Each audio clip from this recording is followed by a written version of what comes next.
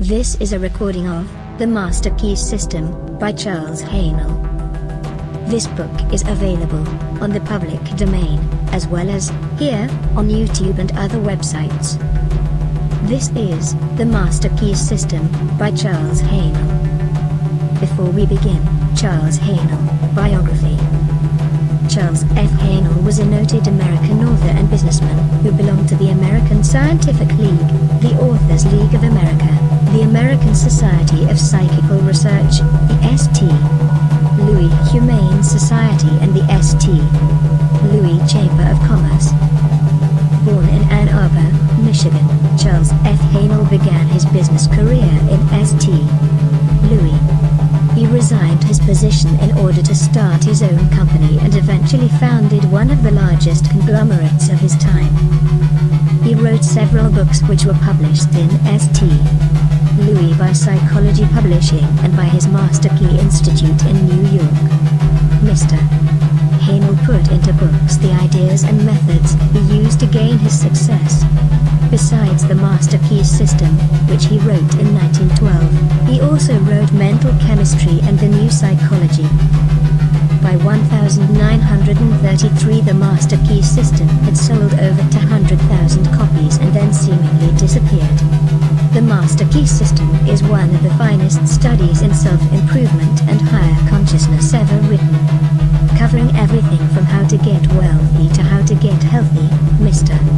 Haanel leaves no stone unturned. With precision, he elucidates on each topic with logic and rigor that not only leaves you feeling good, but also thinking good. The book was banned by the church in 1933 and has been hidden away for 70 years. Rumor has it that while he was attending Harvard University, Bill Gates discovered and read the Master Key System by Charles F. Haanel. It was this book that inspired Bill Gates to drop out of the university and pursue his dream of a computer on every desktop. You probably know the results. It is Silicon Valley's secret that almost every entrepreneur who made a fortune in recent years did so by studying the words Mr. Haanel penned over 80 years ago.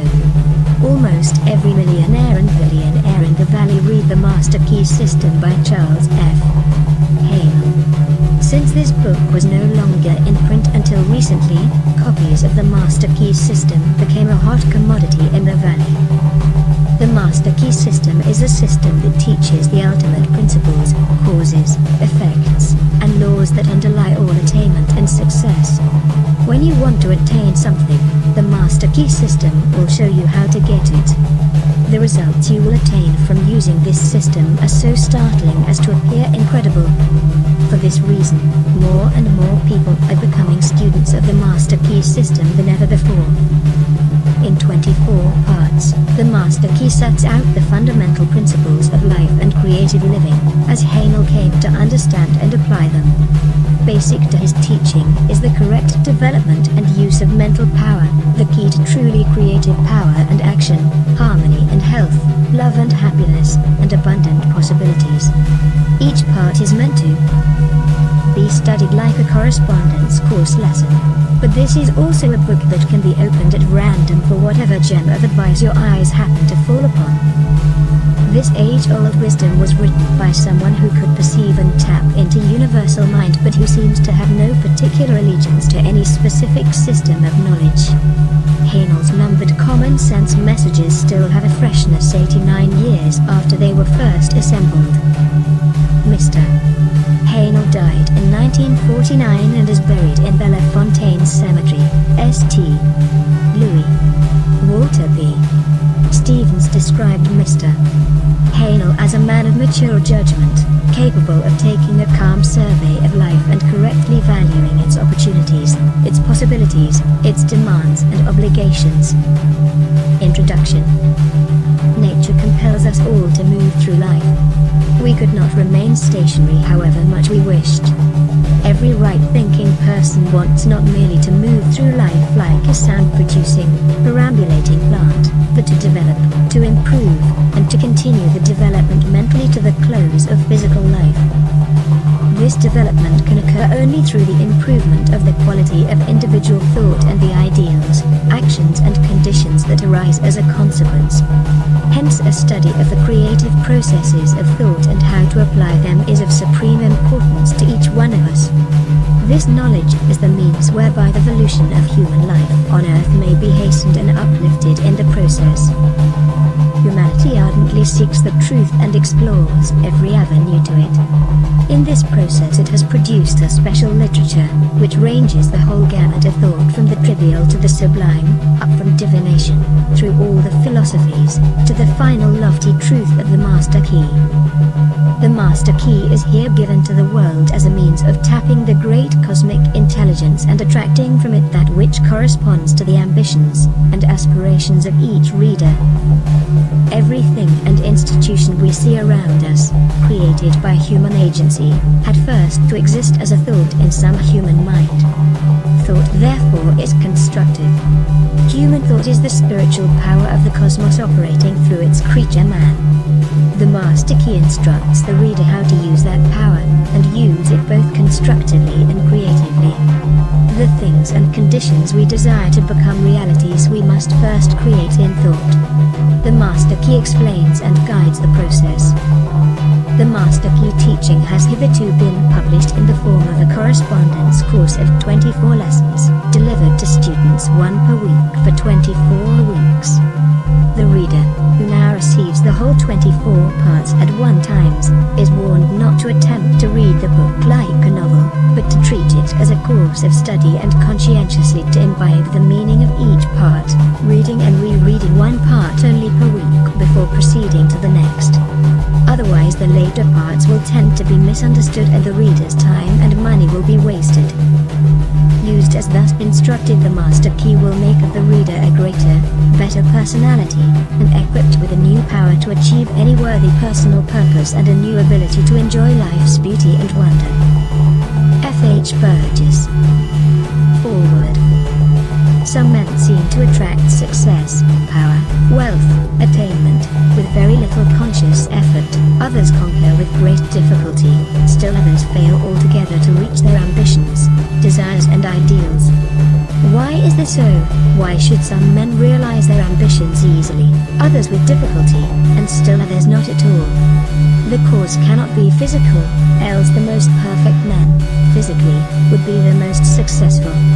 The difference, therefore, must be mental, must be in the mind, hence mind must be the creative force, must constitute the sole difference between men. It is mind, therefore, which overcomes environment and every other obstacle in the path of men. When the creative power of thought is fully understood, its effect will be seen to be marvelous. But such results cannot be secured without proper application, diligence, and concentration. The student will find that the laws governing in the mental and spiritual world are as fixed and infallible as in the material world. To secure the desired results, then, it is necessary to know the law and to comply with it. A proper compliance with the law will be found to produce the desired result with invariable exactitude. The student who learns that power comes from within, that he is weak only because he has depended on help from outside, and who unhesitatingly throws himself on his own thought, instantly rights himself, stands erect, assumes a dominant attitude, and works miracles. It is evident, therefore, that he who fails to fully investigate and take advantage of the wonderful progress which is being made in this last and greatest science, will soon be as far behind as the man who would refuse to acknowledge and accept the benefits which have accrued to mankind through an understanding of the laws of electricity.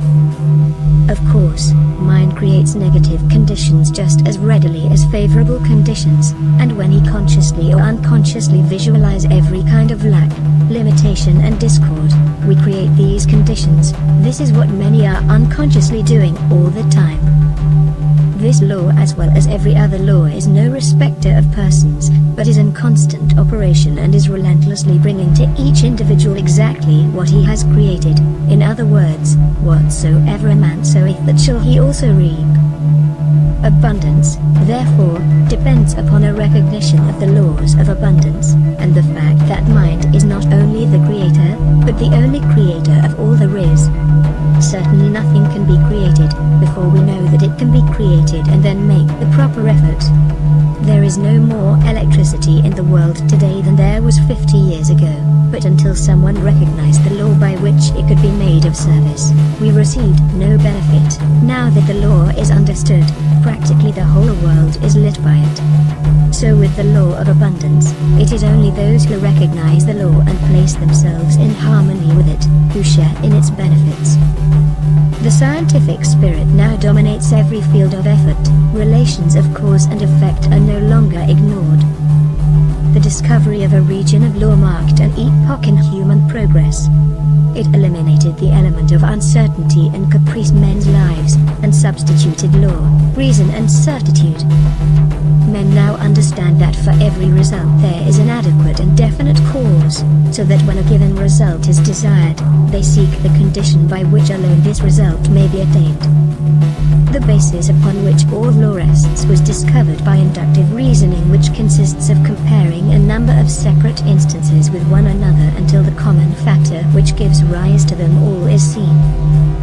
It is this method of study to which the civilized nations owe the greater part of their prosperity and the more valuable part of their knowledge. It has lengthened life, it has mitigated pain, it has spanned rivers, it has brightened the night with the splendor of day, extended the range of vision, accelerated motion, annihilated distance, facilitated intercourse, and enabled men to descend into the sea, and into the air. What wonder then that men soon endeavored to extend the blessings of this system of study to their method of thinking, so that when it became plainly evident that certain results followed a particular method of thinking, it only remained to classify these results. This method is scientific, and it is the only method by which we shall be permitted retain that degree of liberty and freedom which we have been accustomed to look upon as an inalienable right, because a people is safe at home and in the world only if national preparedness means such things as growing surplus of health, accumulated efficiency in public and private business of whatever sort, continuous advance in the science and art of acting together, and the increasingly dominant endeavor to make all of these and all other aspects of national development center and revolve about ascending life, single and collective, for which science, art and ethics furnish guidance and controlling motives. The master key is based on absolute scientific truth and will unfold the possibilities that lie dormant in the individual, and teach how they may be brought into powerful action, to increase the person's effective capacity, bringing added energy, discernment, vigor and mental elasticity. The student who gains an understanding of the mental laws which re-unfolded will come into the possession of an ability to secure results hitherto undreamed of, and which has rewards hardly to be expressed in words. It explains the correct use of both the receptive and active elements of the mental nature, and instructs the student in the recognition of opportunity. It strengthens the will and reasoning powers, and teaches the cultivation and best uses of imagination, desire, the emotions and the intuitional faculty. It gives initiative, tenacity of purpose, wisdom of choice, intelligent sympathy and a thorough enjoyment of life on its higher planes. The master key teaches the use of mind power, true mind power, not any of the substitutes and perversions. It has nothing to do with hypnotism, magic or any of the more or less fascinating deceptions by which many are led to think that something can be had for nothing. The master key cultivates and develops the understanding which will enable you to control the body and thereby the health. It improves and strengthens the memory. It develops insight, the kind of insight which is so rare, the kind which is the distinguishing characteristic of every successful businessman, the kind which enables men to see the possibilities as well as the difficulties in every situation, the kind which enables men to discern opportunity close at hand.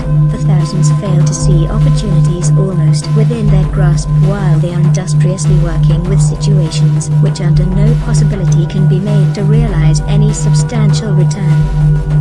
The master key develops mental power, which means that others instinctively recognize that you are a person of force, of character, that they want to do what you want them to do.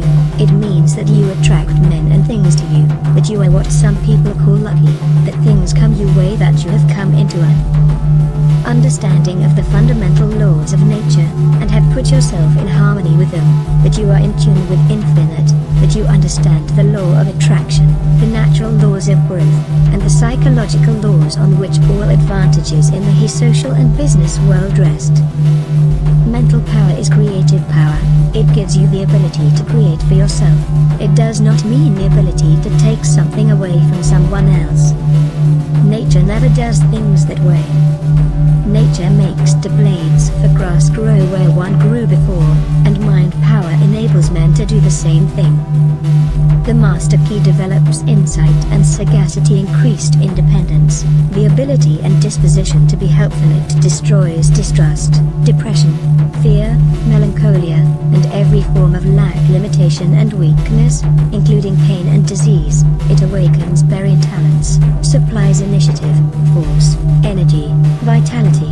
It awakens an appreciation of the beautiful in art, literature and science. It has changed the lives of thousands of men and women, by substituting definite principles for uncertain and hazy methods, and principles for the foundation upon which every system of efficiency must rest. Albert Gary, the chairman of the United States Steel Corporation, said the services of advisors, instructors, efficiency experts in successful management are indispensable to most business enterprises of magnitude, but I deem the recognition and adoption of right principles vastly more important.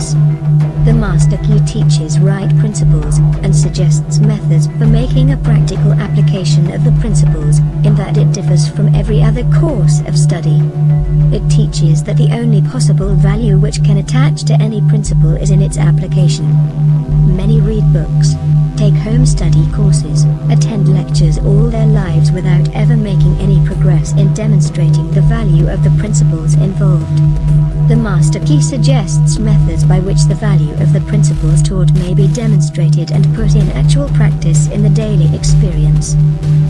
There is a change in the thought of the world. This change is silently transpiring in our midst, and is more important than any which the world has undergone since the downfall of paganism. The present revolution in the opinions of all classes of men, the highest and most cultured of men as well as those of the laboring class, stands unparalleled in the history of the world.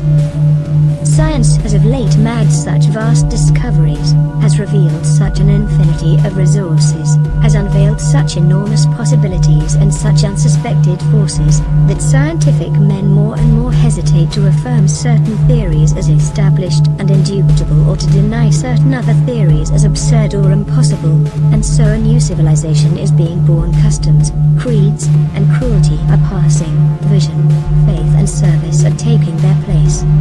The fetters of tradition are being melted off from humanity, and as the dross of materialism is being consumed, thought is being liberated and truth is rising full orbed before an astonished multitude.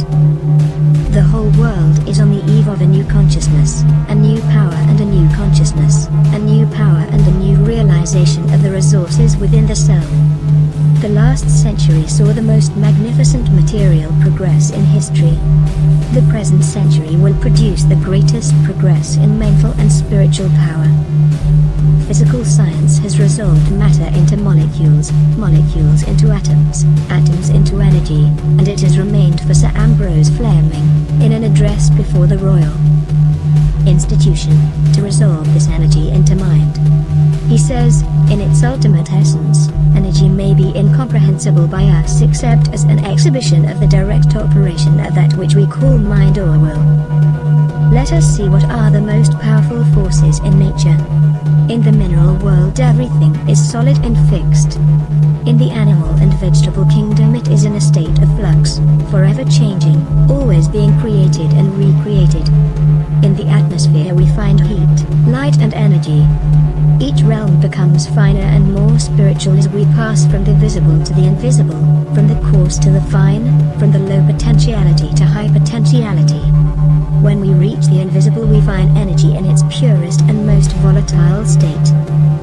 And as the most powerful forces of nature are the invisible forces, so we find that the most powerful forces of man are his invisible forces, his spiritual force, and the only way in which the spiritual force can manifest is through the process of thinking.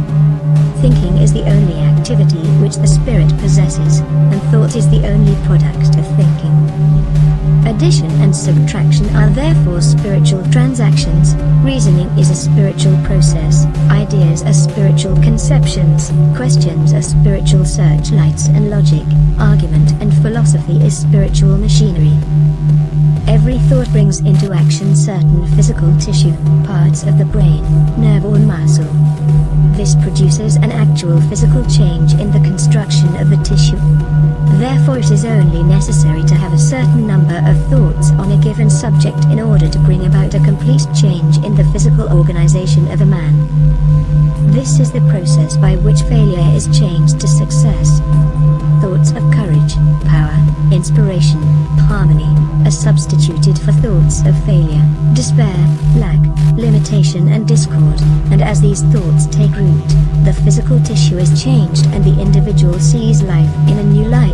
Old things have actually passed away, all things have become new, he is born again, this time born of the Spirit, life has a new meaning for him, he is reconstructed and is filled with joy, confidence, hope, energy. He sees opportunities for success to which he was heretofore blind. He recognizes possibilities which before had no meaning for him. The thoughts of success with which he has been impregnated are radiated to those around him, and they in turn help him onward and upward. He attracts to him new and successful associates, and this in turn changes his environment, so that by this simple exercise of thought, a man changes not only himself, but his environment, circumstances and conditions. You will see, you must see, that we are at the dawn of a new day, that the possibilities are so wonderful, so fascinating, so limitless as to be almost bewildering. A century ago any man with an aeroplane or even a Gatling gun could have annihilated a whole army equipped with the implements of warfare then in use. So it is at present. Any man with a knowledge of the possibilities contained in the Master Key has an inconceivable advantage over the multitude. Introduction, Part 1. It is my privilege to enclose here with Part 1 of the Master Key system. Would you bring into your life more power? Get the power consciousness. More health? Get the health consciousness. More happiness? Get the happiness consciousness. Live the spirit of these things until they become yours by right. It will then become impossible to keep them from you. The things of the world are fluid to a power within man by which he rules them. You need not acquire this power. You already have it. But you want to understand it, you want to use it, you want to control it, you want to impregnate yourself with it, so that you can go forward and carry the world before you. Day by day as you go on and on, as you gain momentum, as your inspiration deepens, as your plans crystallize, as you gain understanding, you will come to realize that this world is no dead pile of stones and timber, but that it is a living thing. It is made up of the beating hearts of humanity. It is a thing of life and beauty. It is evident that it requires understanding to work with material of this description, but those who come into this understanding are inspired by a new light, a new force. They gain confidence and greater power each day. They realize their hopes and their dreams come true. Life has a deeper, fuller, clearer meaning than before. And now, Part 1. Part 1. 1. That much gathers more is true on every plane of existence, and that loss leads to greater loss is equally true. 2. Mind is creative, and conditions, environment and all experiences in life are the result of our habitual or predominant mental attitude. 3. The attitude of mind necessarily depends upon what we think. Therefore, the secret of all power, all achievement and all possession depends upon our method of thinking. 4. This is true because we must be before we can do, and we can do only to the extent which we are, and what we are depends upon what we think. 5. We cannot express powers that we do not possess. The only way by which we may secure possession of power is to become conscious of power, and we can never become conscious of power until we learn that all power is from within. 6. There is a world within, a world of thought and feeling and power, of light and life and beauty and Although invisible, its forces are mighty. 7. The world within is governed by mind. When we discover this world, we shall find the solution for every problem, the cause for every effect, and since the world within is subject to our control, all laws of power and possession are also within our control. 8. The world without is a reflection of the world within. What appears without is what has been found within. In the world within may be found infinite wisdom, infinite power, infinite supply of all that is necessary, waiting for unfoldment, development and expression. If we recognize these potentialities in the world within, they will take form in the world without. 9. Harmony in the world within will be reflected in the world without by harmonious conditions, agreeable surroundings, the best of everything. It is the foundation of health and a necessary essential to all greatness, all power, all attainment, all achievement and all success. 10. Harmony in the world within means the ability to control our thoughts, and to determine for ourselves how any experience is to affect us. 11. Harmony in the world within results in optimism and affluence. Affluence within results in affluence without. 12. The world without reflects the circumstances and the conditions of the consciousness within. 13. If we find wisdom in the world within, we shall have the understanding to discern the marvelous possibilities that are latent in this world within, and we shall be given the power to make these possibilities manifest in the world without. 14. As we become conscious of the wisdom in the world within, we mentally take possession of this wisdom, and by taking mental possession we come into actual possession of the power and wisdom necessary to bring into manifestation the essentials necessary for our most complete and harmonious development. 15. The world within is the practical world in which the men and women of power generate courage, hope, enthusiasm, confidence, trust and faith, by which they are given the fine intelligence to see the vision and the practical skill to make the vision real. 16. Life is an unfoldment, not accretion. What comes to us in the world without is what we already possess in the world within. 17. All possession is based on consciousness. All gain is the result of an accumulative consciousness. All loss is the result of a scattering consciousness.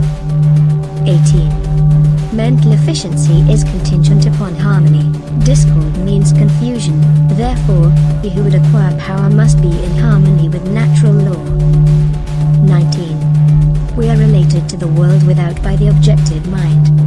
The brain is the organ of this mind, and the cerebrospinal system of nerves puts us in conscious communication with every part of the body. This system of nerves responds to every sensation of light, heat, odor, sound and taste. 20.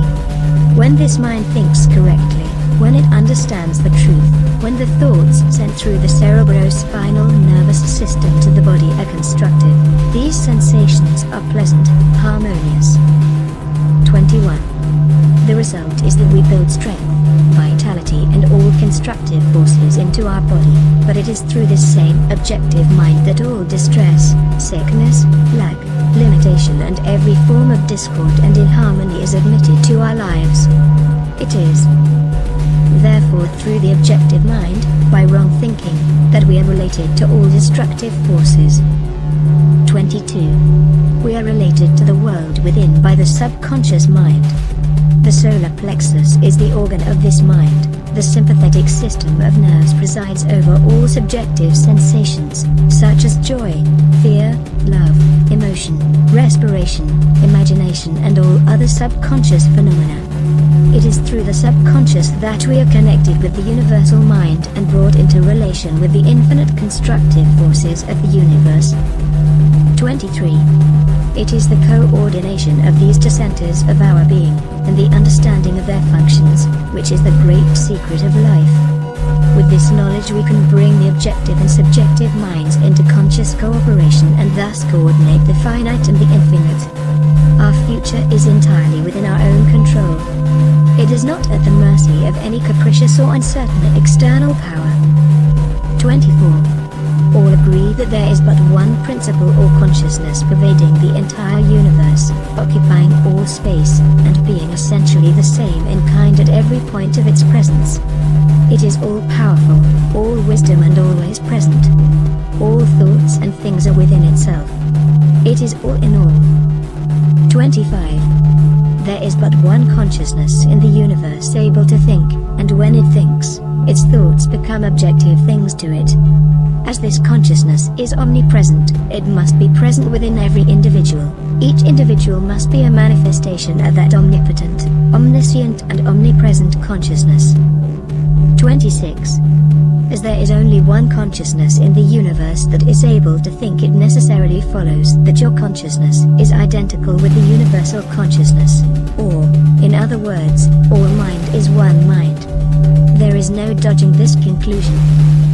27. The consciousness that focuses in your brain cells is the same consciousness which focuses in the brain cells of every other individual.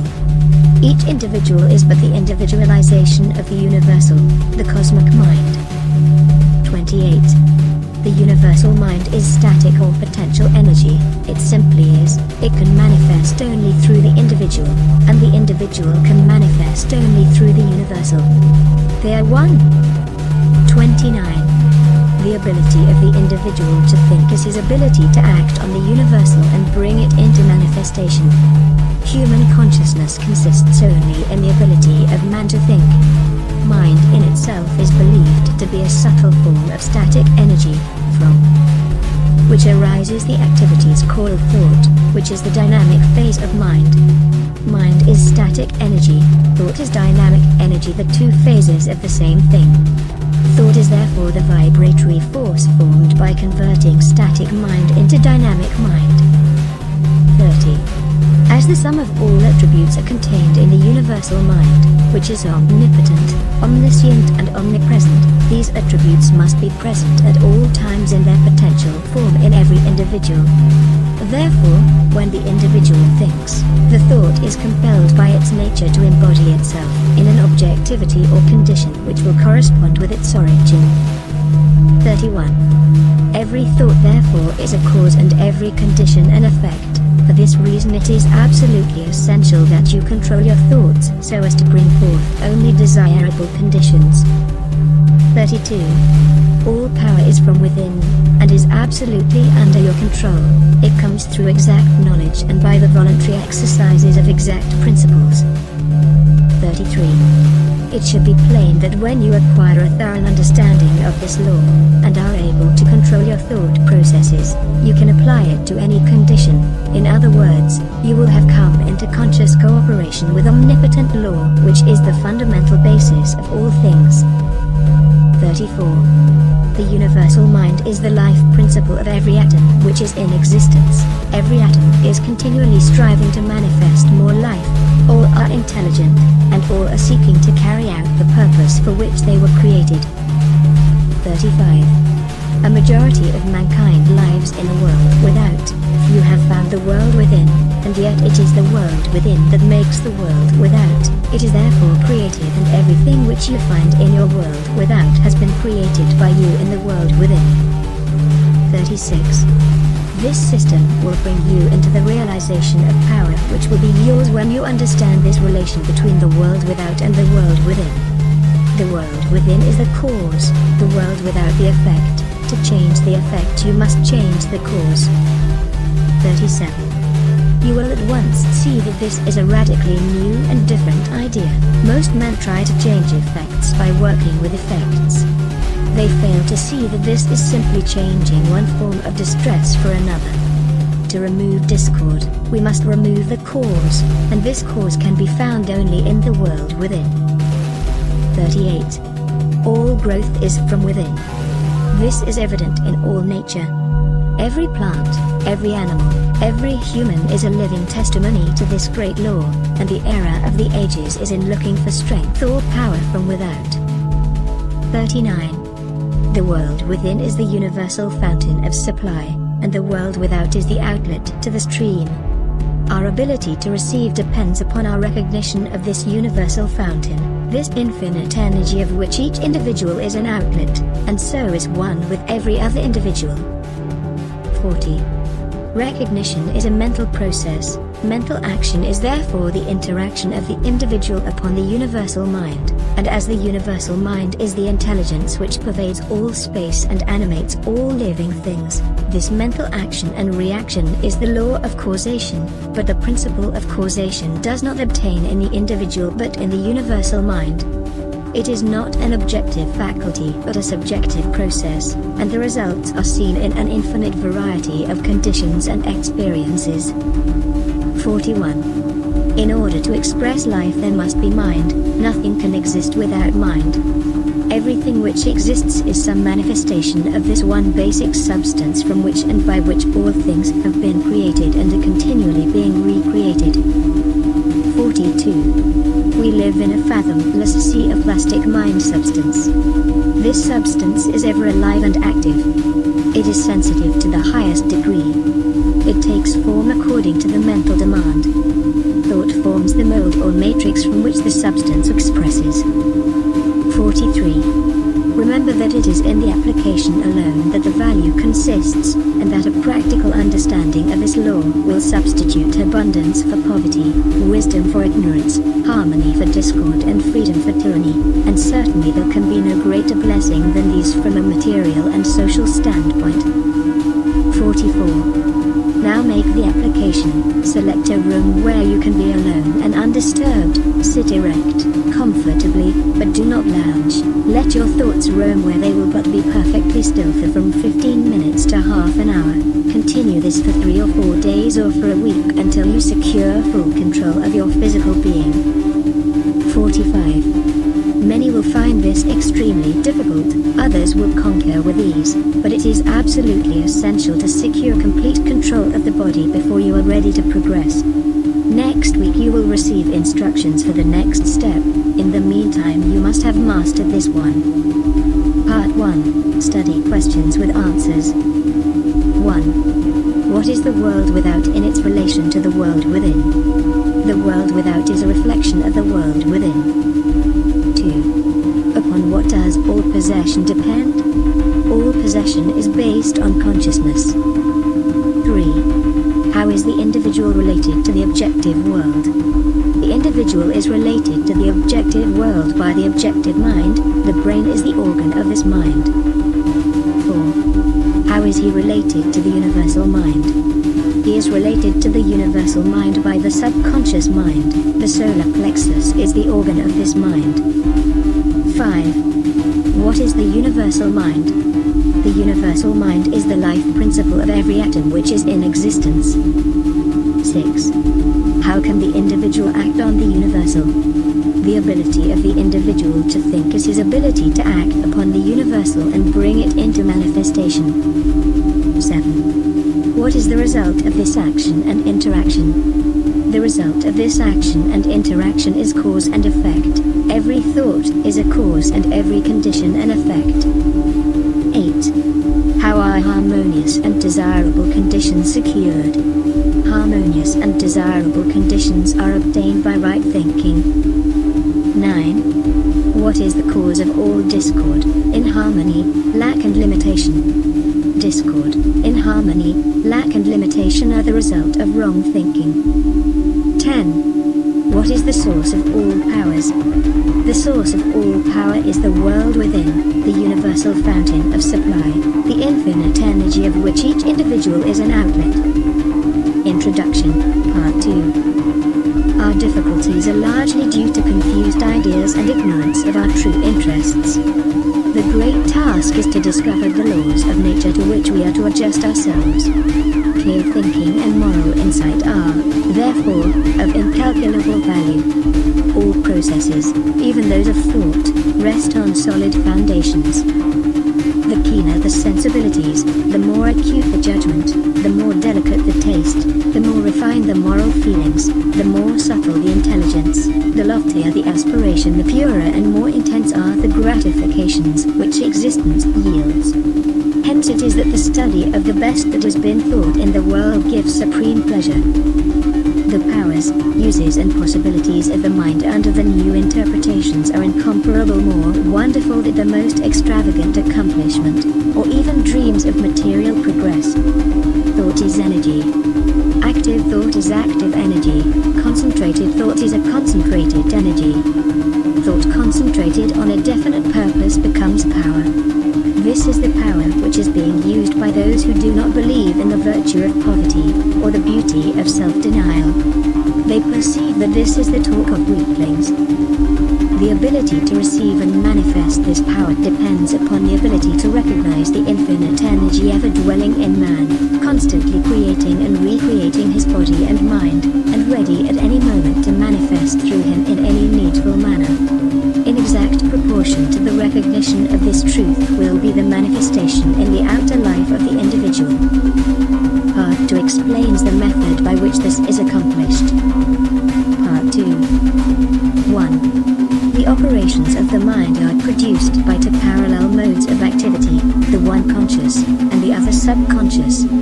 Professor Davidson says, he who thinks to illuminate the whole range of mental action by the light of his own consciousness is not unlike the one who should go about to illuminate the universe with a rushlight.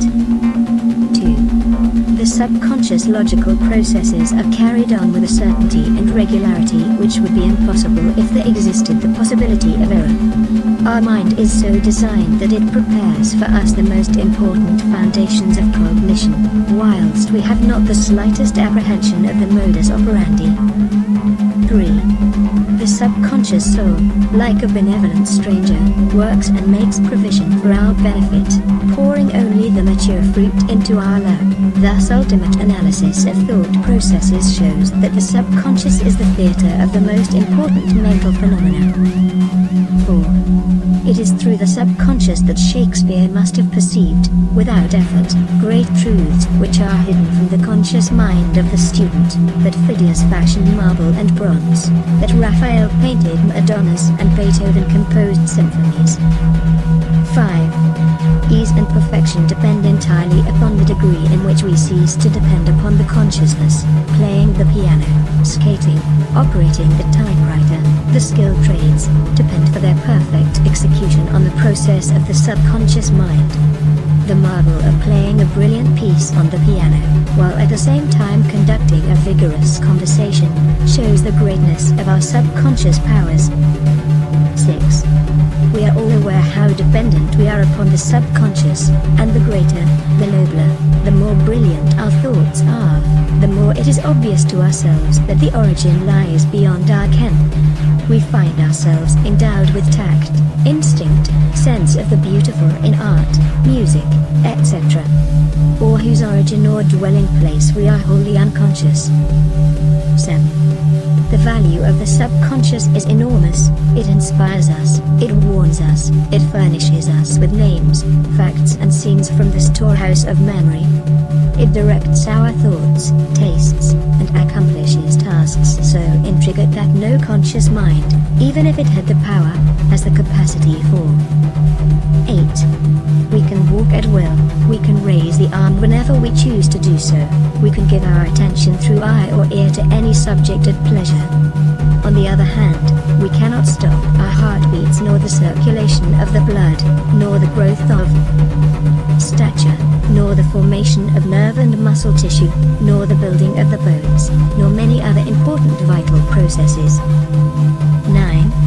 If we compare these two sets of action, the one decreed by the will of the moment, and the other proceeding in majestic, rhythmic course, subject to no vacillation, but constant at every moment, we stand in awe of the latter, and ask to have the mystery explained. We see at once that these are the vital processes of our physical life, and we cannot avoid the inference that these all-important functions are designedly withdrawn from the domain of our outward will with its variations and transitions, and placed under the direction of a permanent and dependable power within us. 10. Of these, the powers, the outward and changeable has been termed the conscious mind, or the objective mind, dealing with outward objects. The interior power is called the subconscious mind, or the subjective mind, and besides its work on the mental plane it controls the regular functions which make physical life possible. it is necessary to have a clear understanding of their respective functions on the mental plane, as well as of certain other basic principles. Perceiving and operating through the 5 physical senses, the conscious mind deals with the impressions and objects of the outward life. 12. It has the faculty of discrimination, carrying with it the responsibility of choice. It has the power of reasoning, whether inductive, deductive, analytical or syllogistic, and this power may be developed to a high degree. It is the seat of the will with all the energies that flow therefrom. 13. Not only can it impress other minds, but it can direct the subconscious mind. In this way the conscious mind becomes the responsible ruler and guardian of the subconscious mind. It is this high function which can completely reverse conditions in your life. 14. It is often true that conditions of fear, worry, poverty, disease, inharmony and evils of all kinds dominate us by reason of false suggestions accepted by the unguarded subconscious mind. All this the trained conscious mind can entirely prevent by its vigilant protective action. It may properly be called the watchman at the gate of the great subconscious domain. 15. One writer has expressed the chief distinction between the 2 phases of mind thus: conscious mind is reasoning will. Subconscious mind is instinctive desire, the result of past reasoning will. 16. The subconscious mind draws just and accurate inferences from premises furnished from outside sources. Where the premise is true, the subconscious mind reaches a faultless conclusion, but where the premise or suggestion is an error, the whole structure falls. The subconscious mind does not engage in the process of proving. It relies upon the conscious mind, the watchman at the gate, to guard it from mistaken impressions. 17. Receiving any suggestions as true, the subconscious mind at once proceeds to act thereon in the whole domain of its tremendous field of work. The conscious mind can suggest either truth or error. If the latter, it is at the cost of wide-reaching peril to the whole being. 18. The conscious mind ought to be on duty during every waking hour. When the watchman is off guard, or when its calm judgment is suspended, under a variety of circumstances, then the subconscious mind is unguarded and left open to suggestion from all sources. During the wild excitement of panic, or during the height of anger, or the impulses of the irresponsible mob, or at any other time of unrestrained passion, the conditions are most dangerous. The subconscious mind is then open to the suggestion of fear, hatred, selfishness, greed, self-depreciation and other negative forces, derived from surrounding persons or circumstances. The result is usually unwholesome in the extreme, with effects that may endure to distress it for a long time. Hence, the great importance of guarding the subconscious mind from false impressions. 19. The subconscious mind perceives by intuition. Hence, its processes are rapid. It does not wait for the slow methods of conscious reasoning. In fact, it cannot employ them. 20. The subconscious mind never sleeps, never rests, any more than does your heart, or your blood. It has been found that by plainly stating to the subconscious mind certain specific things to be accomplished, forces are set in operation that lead to the result desired. Here, then, is a source of power which places us in touch with omnipotence. Herein is a deep principle which is well worth our most earnest study. 21. The operation of this law is interesting. Those who put it into operation find that when they go out to meet the person with whom they anticipate a difficult interview, something has been there before them and dissolved the supposed differences. Everything is changed, all is harmonious. They find that when some difficult business problem presents itself, they can afford to make a delay and something suggests the proper solution. Everything is properly arranged. In fact, those who have learned to trust the subconscious find that they have infinite resources at their command. 22. The subconscious mind is the seat of our principles and our aspirations. It is the fount of our artistic and altruistic ideals. These instincts can only be overthrown by an elaborate and gradual process of undermining the innate principles. 23. The subconscious mind cannot target controversially. Hence, if it has accepted wrong suggestions, the sure method of overcoming them is by the use of a strong counter-suggestion, frequently repeated, which the mind must accept, thus eventually forming new and healthy habits of thought and life, for the subconscious mind is the seat of habit. That which we do over and over becomes mechanical, it is no longer an act of judgment, but has worn its deep grooves in the subconscious mind. This is favorable for us if the habit be wholesome and right. If it be harmful and wrong, the remedy is to recognize the omnipotence of the subconscious mind and suggest present actual freedom. The subconscious being creative and one with our divine source will at once create the freedom suggested. 24. To sum up, the normal functions of the subconscious on the physical side have to do with the regular and vital processes, with the preservation of life and the restoration of health, with the care of offspring, which includes an instinctive desire to preserve all life and improve conditions generally. 25. On the mental side, it is the storehouse of memory. It harbors the wonderful thought messengers, who work, unhampered by time or space. It is the fountain of the practical initiative and constructive forces of life. It is the seat of habit. 26. On the spiritual side, it is the source of ideals, of aspiration, of the imagination, and is the channel through which we recognize our divine source, and in proportion as we recognize this divinity do we come into an understanding of the source of power. 27. Someone may ask, how can the subconscious change conditions?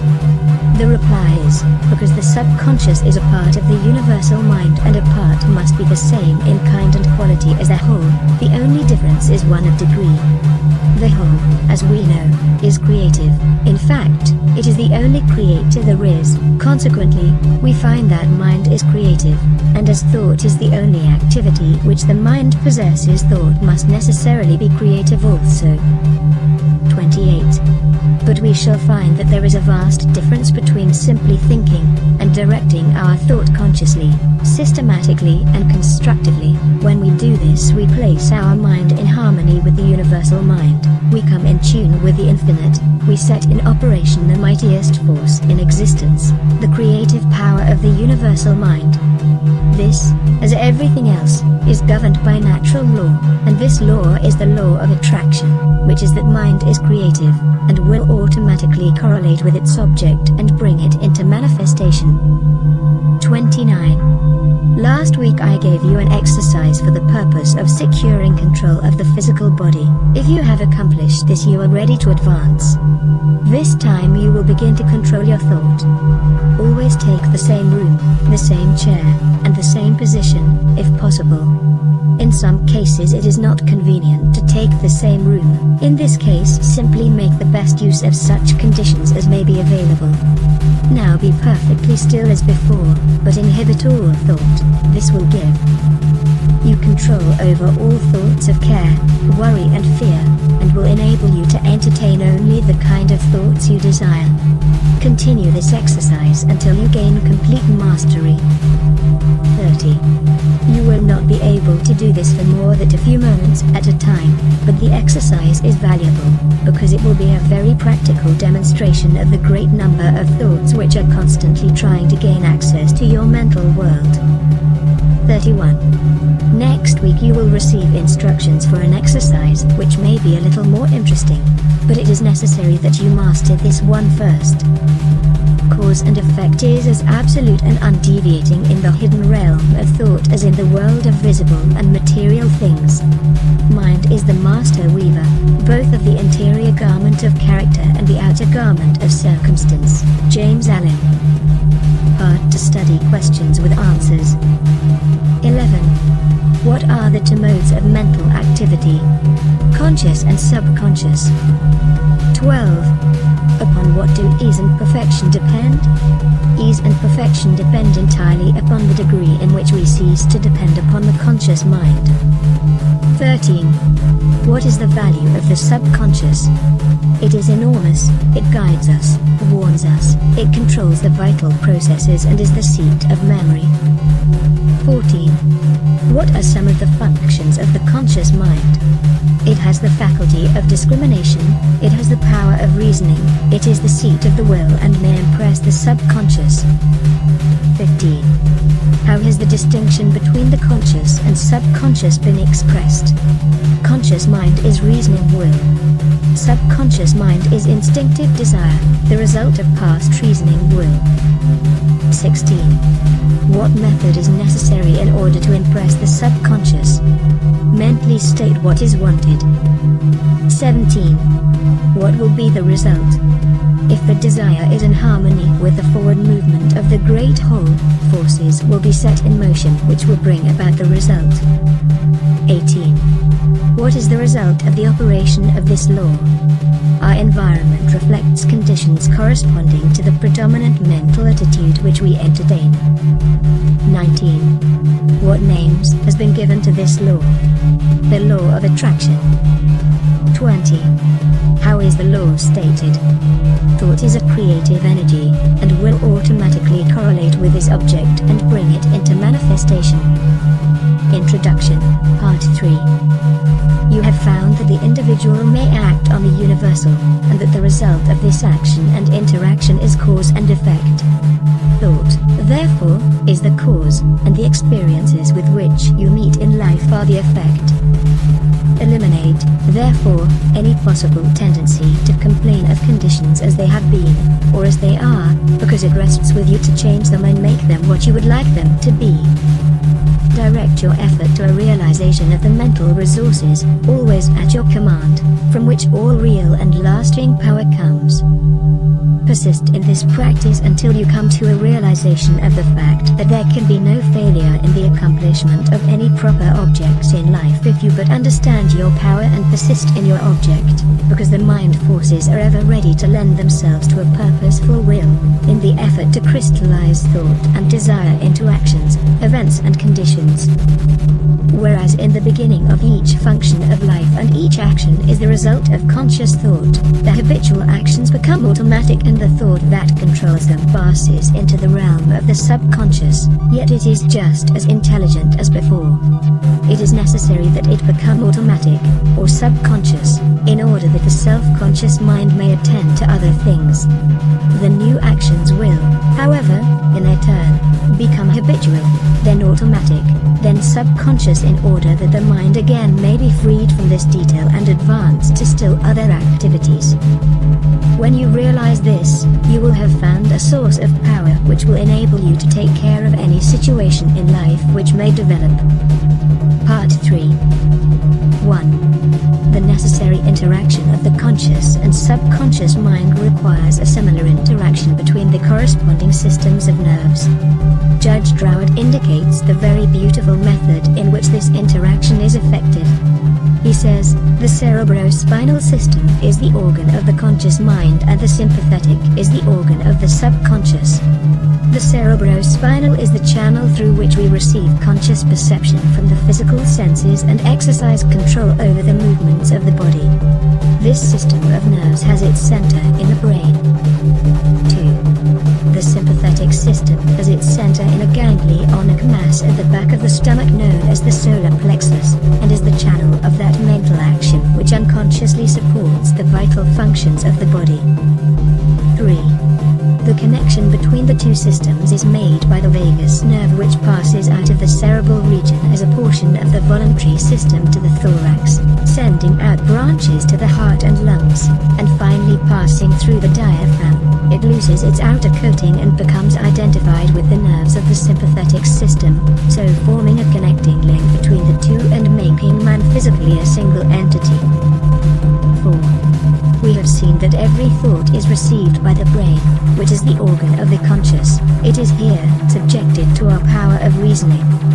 When the objective mind has been satisfied that the thought is true, it is sent to the solar plexus, or the brain of the subjective mind, to be made into our flesh, to be brought forth into the world as reality.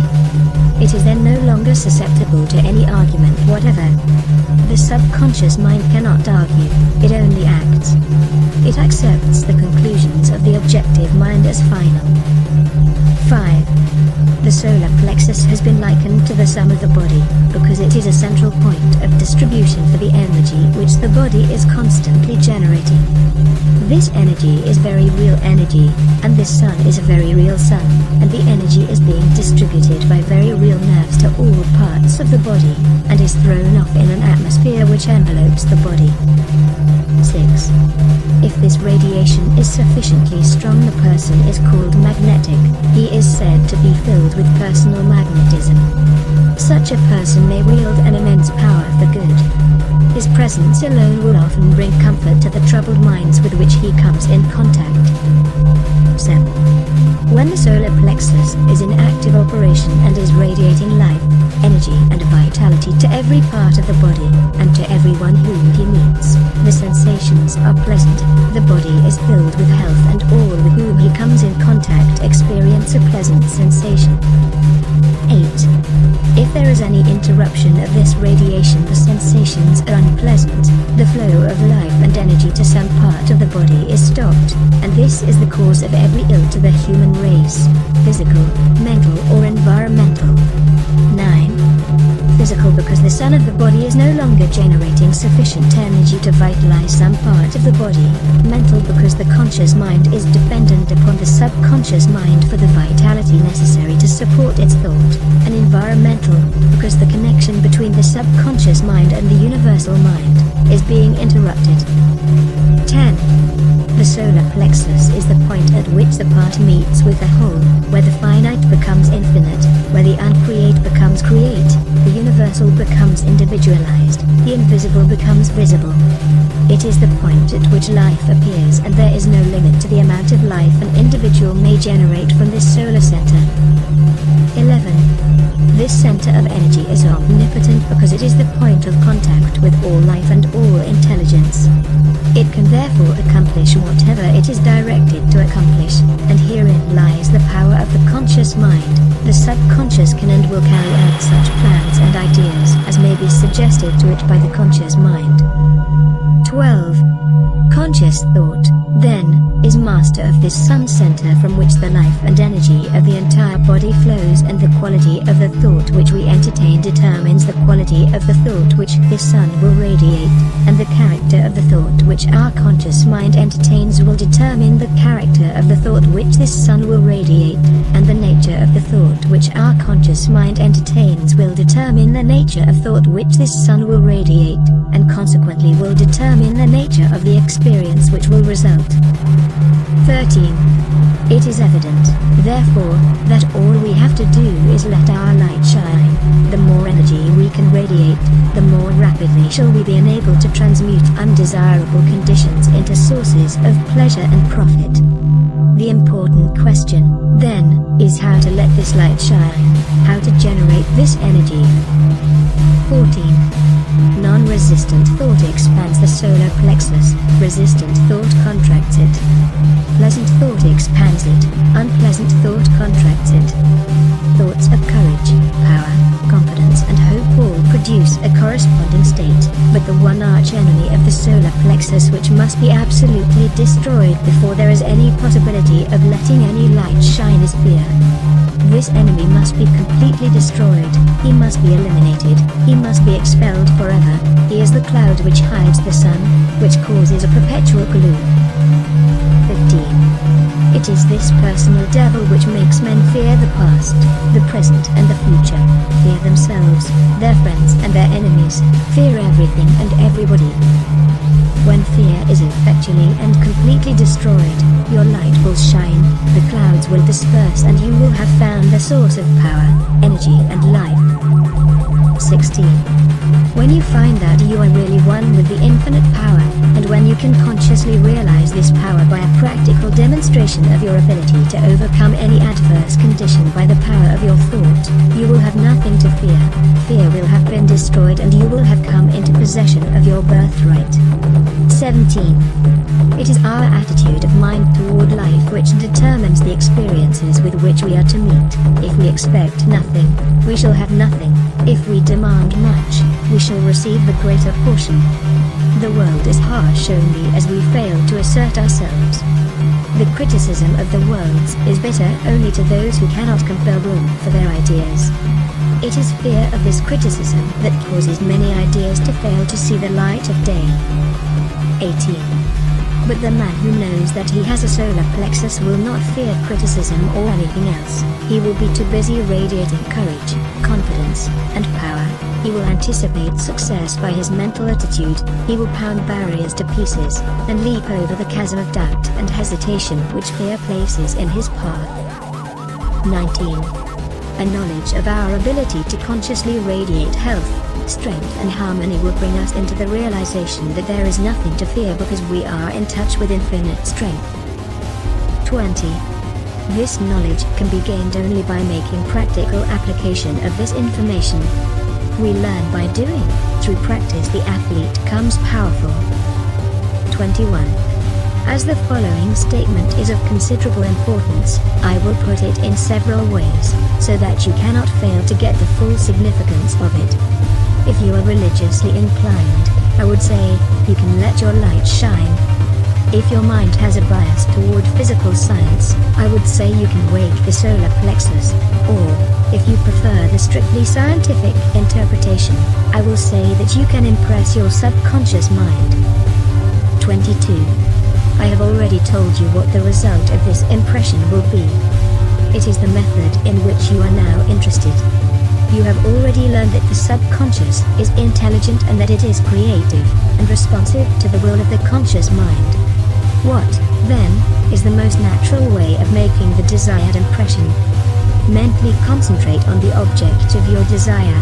When you are concentrating, you are impressing the subconscious. 23. This is not the only way, but it is a simple and effective way, and the most direct way, and consequently the way in which the best results are secured. It is the method which is producing such extraordinary results that many think that miracles are being accomplished. 24. It is the method by which every great inventor, every great financier, every great statesman has been enabled to convert the subtle and invisible force of desire, faith and confidence into actual, tangible, concrete facts in the objective world. 25. The subconscious mind is a part of the universal mind.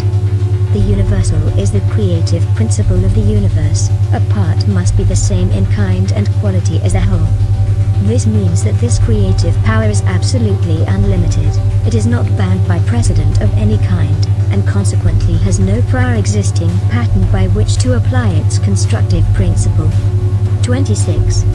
We have found that the subconscious mind is responsive to our conscious will, which means that the unlimited creative power of the universal mind is within control of the conscious mind of the individual.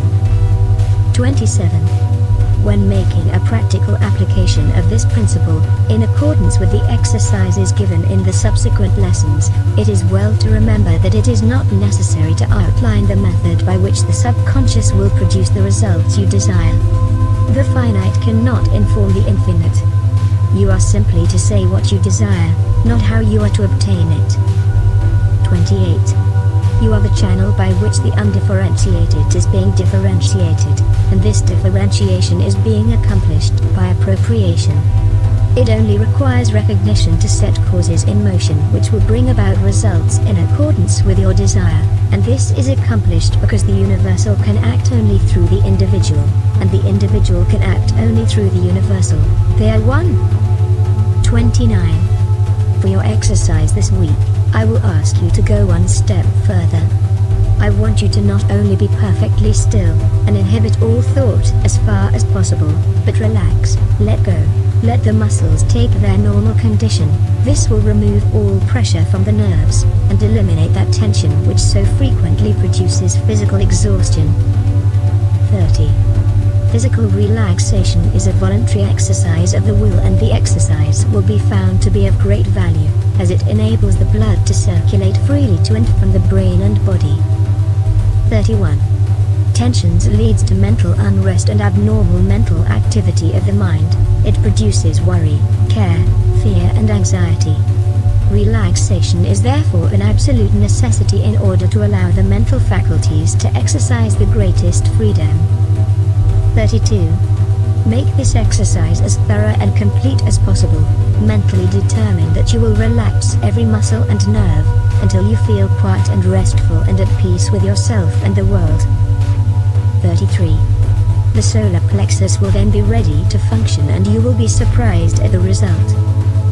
Part 3 Study questions with answers. 21.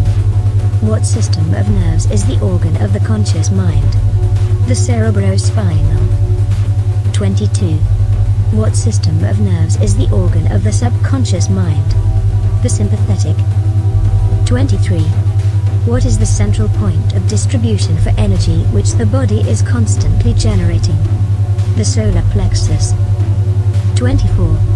How may this distribution be interrupted? By resistant, critical, discordant thoughts, but especially fear. 25. What is the result of such interruption? Every ill with which the human race is afflicted. 26. How may this energy be controlled and directed? By conscious thought. 27. How may fear be completely eliminated? By an understanding and recognition of the true source of all power. 28. What determines the experiences with which we meet in life? Our predominant mental attitude. 29.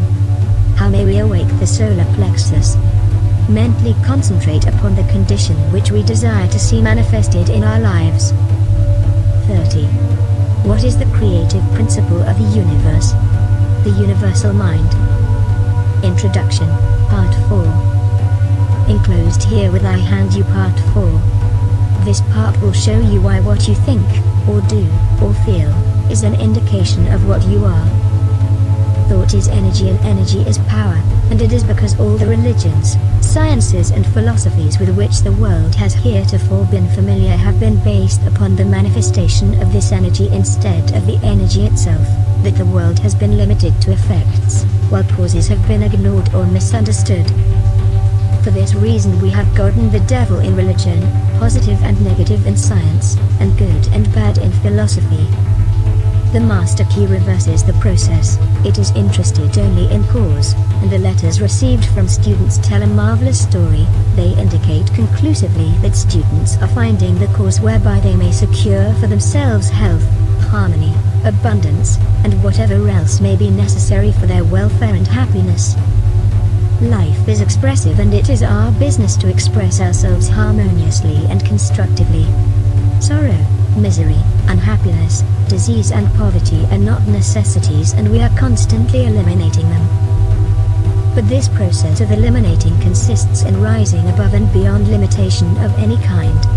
He who has strengthened and purified his thought need not concern himself about microbes, and he who has come into an understanding of the law of abundance will go at once to the source of supply. It is thus that fate, fortune, and destiny will be controlled as readily as a captain controls his ship, or an engineer, his train. Part 4. 1. The eye of you is not the physical body, that is simply an instrument which the eye uses to carry out its purposes. The eye cannot be the mind, for the mind is simply another instrument which the eye uses with which to think, reason, and plan. 2. The eye must be something which controls and directs both the body and the mind, something which determines what they shall do and how they shall act. When you come into the realization of the true nature of this eye, you will enjoy a sense of power which you have never before known. 3. Your personality is made up of countless individual characteristics, peculiarities, habits, and traits of character. These are the result of your former method of thinking, but they have nothing to do with the real I. 4. When you say I think, the eye tells the mind what it shall think. When you say I go, the eye tells the physical body where it shall go. The real nature of this eye is spiritual, and is the source of the real power which comes to men and women when they come into the realization of their true nature. 5. The greatest and most marvelous power which this eye has been given is the power to think, but few people know how to think constructively, or correctly, consequently they achieve only indifferent results. Most people allow their thoughts to dwell on selfish purposes, the inevitable result of an infantile mind. When a mind becomes mature, it understands that the germ of defeat is in every selfish thought. 6. The trained mind knows that every transaction must benefit every person who is in any way connected with the transaction, and any attempt to profit by the weakness, ignorance or necessity of another will inevitably operate to his disadvantage. 7. This is because the individual is a part of the universal. A part cannot antagonize any other part, but, on the contrary, the welfare of each part depends upon a recognition of the interest of the whole. 8. Those who recognize this principle have a great advantage in the affairs of life. They do not wear themselves out.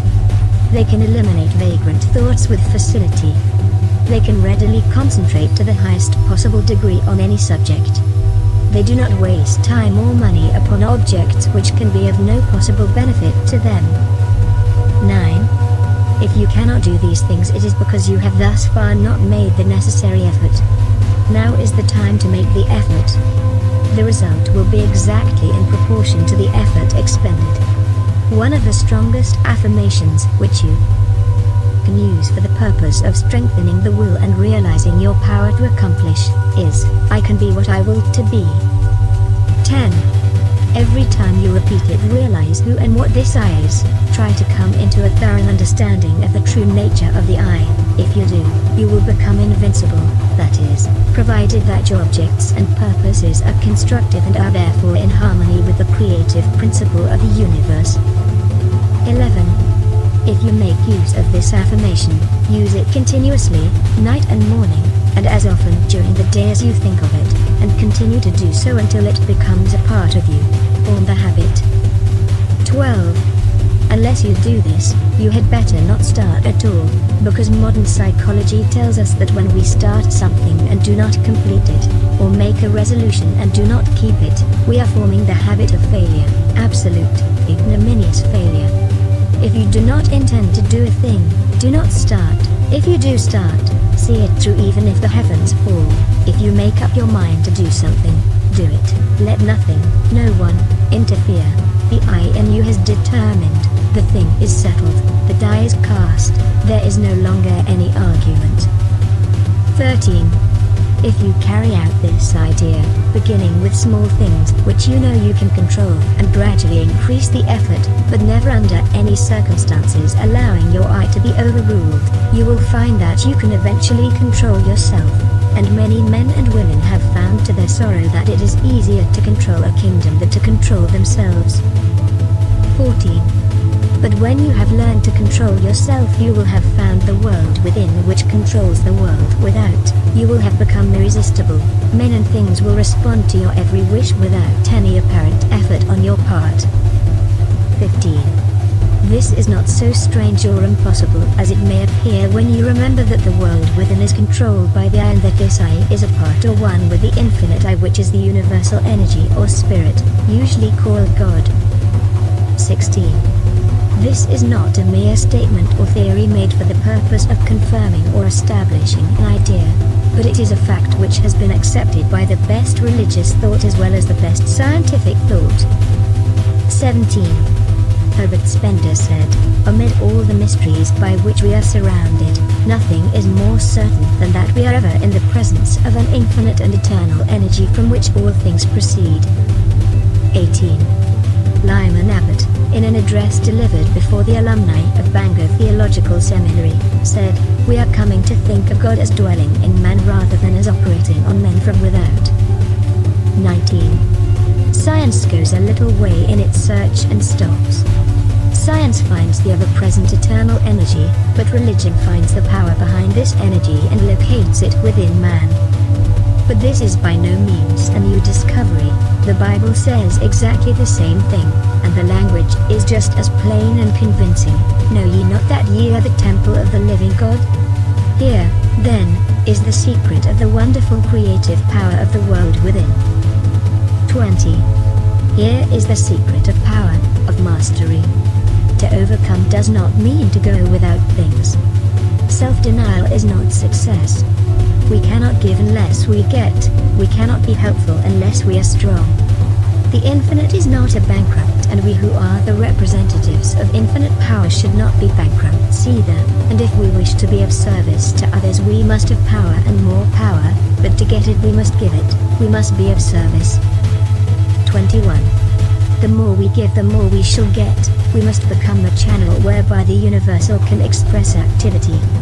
The universal is constantly seeking to express itself, to be of service, and it seeks the channel whereby it can find the greatest activity, where it can do the most good, where it can be of greatest service to mankind. 22. The universal cannot express through you as long as you are busy with your plans, your own purposes, quiet the senses, seek inspiration, focus the mental activity on the within, dwell in the consciousness of your unity with omnipotence. Still water runs deep, contemplate the multitudinous opportunities to which you have spiritual access by the omnipresence of power. 23. Visualize the events, circumstances and conditions which these spiritual connections may assist in manifesting. Realize the fact that the essence and soul of all things is spiritual, and that the spiritual is the real, because it is the life of all there is. When the spirit is gone, the life is gone, it is dead, it has ceased to exist. 24. These mental activities pertain to the world within, to the world of cause, and conditions and circumstances which result are the effect. It is thus that you become a creator. This is important work, and the higher, loftier, grander and more noble ideals which you can conceive, the more important the work will become. 25.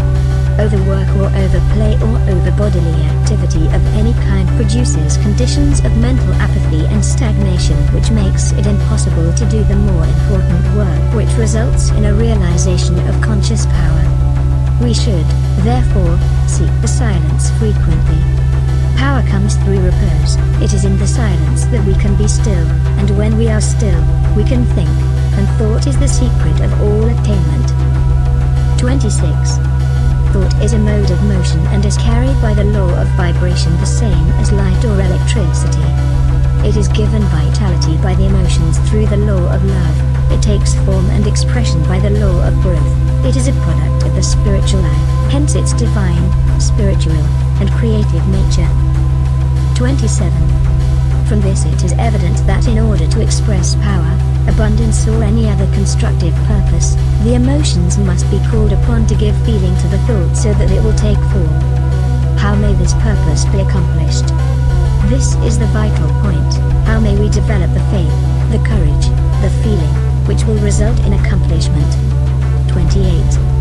The reply is, by exercise. Mental strength is secured in exactly the same way that physical strength is secured, by exercise. We think something, perhaps with difficulty the first time, we think the same thing again, and it becomes easier this time, we think it again and again, it then becomes a mental habit. We continue to think the same thing, finally it becomes automatic, we can no longer help thinking this thing, we are now positive of what we think, there is no longer any doubt about it. We are sure, we know. 29. Last week I asked you to relax, to let go physically. This week, I am going to ask you to let go mentally. If you practice the exercise given you last week 15 or 20 minutes a day in accordance with the instructions, you can no doubt relax physically, and anyone who cannot consciously do this quickly and completely is not a master of himself. He has not obtained freedom, he is still a slave to conditions. But I shall assume that you have mastered the exercise and are ready to take the next step, which is mental freedom. 30. This week, after taking your usual position, remove all tension by completely relaxing, then mentally let go of all adverse conditions, such as hatred, anger, worry, jealousy, envy, sorrow, trouble or disappointment of any kind. 31. You may say that you cannot let go of these things, but you can. You can do so by mentally determining to do so, by voluntary intention and persistence. 32. The reason that some cannot do this is because they allow themselves to be controlled by the emotions instead of by their intellect. But those who will be guided by the intellect will gain the victory.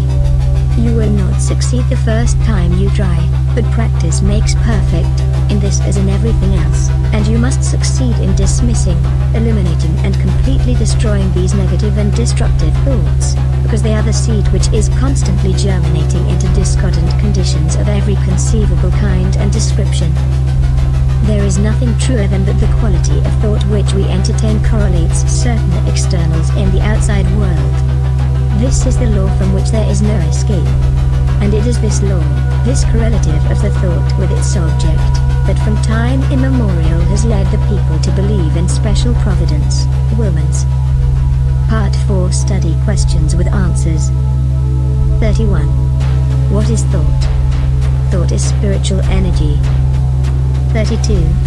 How is it carried? By the law of vibration. 33. How is it given vitality? By the law of love. 34. How does it take form? By the law of growth. 35. What is the secret of its creative power? It is a spiritual activity. 36. How may we develop the faith, courage, and enthusiasm which will result in accomplishment? By a recognition of our spiritual nature. 37. What is the secret of power? Service. 38. Why is this so? Because we get what we give. 39. What is the silence? A physical stillness. 40. Of what value is it? It is the first step to self-control, self-mastery. Introduction, Part 5. Enclosed here with you will find Part 5. After studying this part carefully, you will see that every conceivable force or object or fact is the result of mind in action. Mind in action is thought, and thought is creative. Men are thinking now as they never thought before. Therefore, this is a creative age, and the world is awarding its richest prizes to the thinkers. Matter is powerless, passive, inert. Mind is force, energy, power. Mind shapes and controls matter. Every form which matter takes is but the expression of some pre-existing thought. But thought works no magic transformations, it obeys natural laws, it sets in motion natural forces, it releases natural energies, it manifests in your conduct and actions, and these in turn react upon your friends and acquaintances, and eventually upon the whole of your environment. You can originate thought, and, since thoughts are creative, you can create for yourself the things you desire. Part 5. 1. At least 90% of our mental life is subconscious, so that those who fail to make use of this mental power live within very narrow limits. 2. The subconscious can and will solve any problem for us if we know how to direct it. The subconscious processes are always at work. The only question is, are we to be simply passive recipients of this activity, or are we to consciously direct the work? Shall we have a vision of the destination to be reached, the dangers to be avoided, or shall we simply drift? 3. We have found that mind pervades every part of the physical body and is always capable of being directed or impressed by authority coming from the objective or the more dominant portion of the mind. 4. The mind, which pervades the body, is largely the result of heredity, which, in turn, is simply the result of all the environments of all past generations on their responsive and ever-moving life forces. An understanding of this fact will enable us to use our authority when we find some undesirable trait of character manifesting. 5. We can consciously use all the desirable characteristics with which we have been provided, and we can repress and refuse to allow the undesirable ones to manifest. 6. Again, this mind which pervades our physical body is not only the result of hereditary 7 tendencies, but is the result of home, business and social environment, where countless thousands of impressions, ideas, prejudices and similar thoughts have been received. Much of this has been received from others, the result of opinions, suggestions or statements. Much of it is the result of our own thinking, but nearly all of it has been accepted with little or no examination or consideration. 8. The idea seemed plausible, the conscious received it, passed it on to the subconscious, where it was taken up by the sympathetic system and passed on to be built into our physical body. The word has become flesh. 9. This, then, is the way we are consistently creating and recreating ourselves. We are today the result of our past thinking, and we shall be what we are thinking today. The law of attraction is bringing to us, not the things we should like, or the things we wish for, or the things someone else has, but it brings us our own, the things which we have created by our thought processes, whether consciously or unconsciously. Unfortunately, many of us are creating these things unconsciously. 10. If either of us were building a home for ourselves, how careful we would be in regard to the plans, how we should study every detail, how we should watch the material and select only the best of everything, and yet how careless we are when it comes to building our mental home, which is infinitely more important than any physical home, as everything which can possibly enter into our lives depends upon the character of the material which enters into the construction of our mental home. 11. What is the character of this material? We have seen that it is the result of the impressions which we have accumulated in the past and stored away in our subconscious mentality. If these impressions have been of fear, of worry, of care, of anxiety, if they have been despondent, negative, doubtful, then the texture of the material which we are weaving today will be of the same negative material. Instead of being of any value, it will be mildewed and rotten and will bring us only more toil and care and anxiety. We shall be forever busy trying to patch it up and make it appear at least genteel. 12. But if we have stored away nothing but courageous thought, if we have been optimistic, positive, and have immediately thrown any kind of negative thought on the scrap pile, have refused to have anything to do with it, have refused to associate with it or become identified with it in any way, what then is the result? Our mental material is now of the best kind. We can weave any kind of material we want, we can use any color we wish. We know that the texture is firm, that the material is solid, that it will not fade, and we have no fear, no anxiety concerning the future. There is nothing to cover, there are no patches to hide. 13. These are psychological facts. There is no theory or guesswork about these thinking processes. There is nothing secret about them. In fact, they are so plain that everyone can understand them. The thing to do is to have a mental house cleaning, and to have this house cleaning every day, and keep the house clean. Mental, moral and physical cleanliness are absolutely indispensable if we are to make progress of any kind. 14. When this mental house cleaning process has been completed, the material which is left will be suitable for the making of the kind of ideals or mental images which we desire to realize.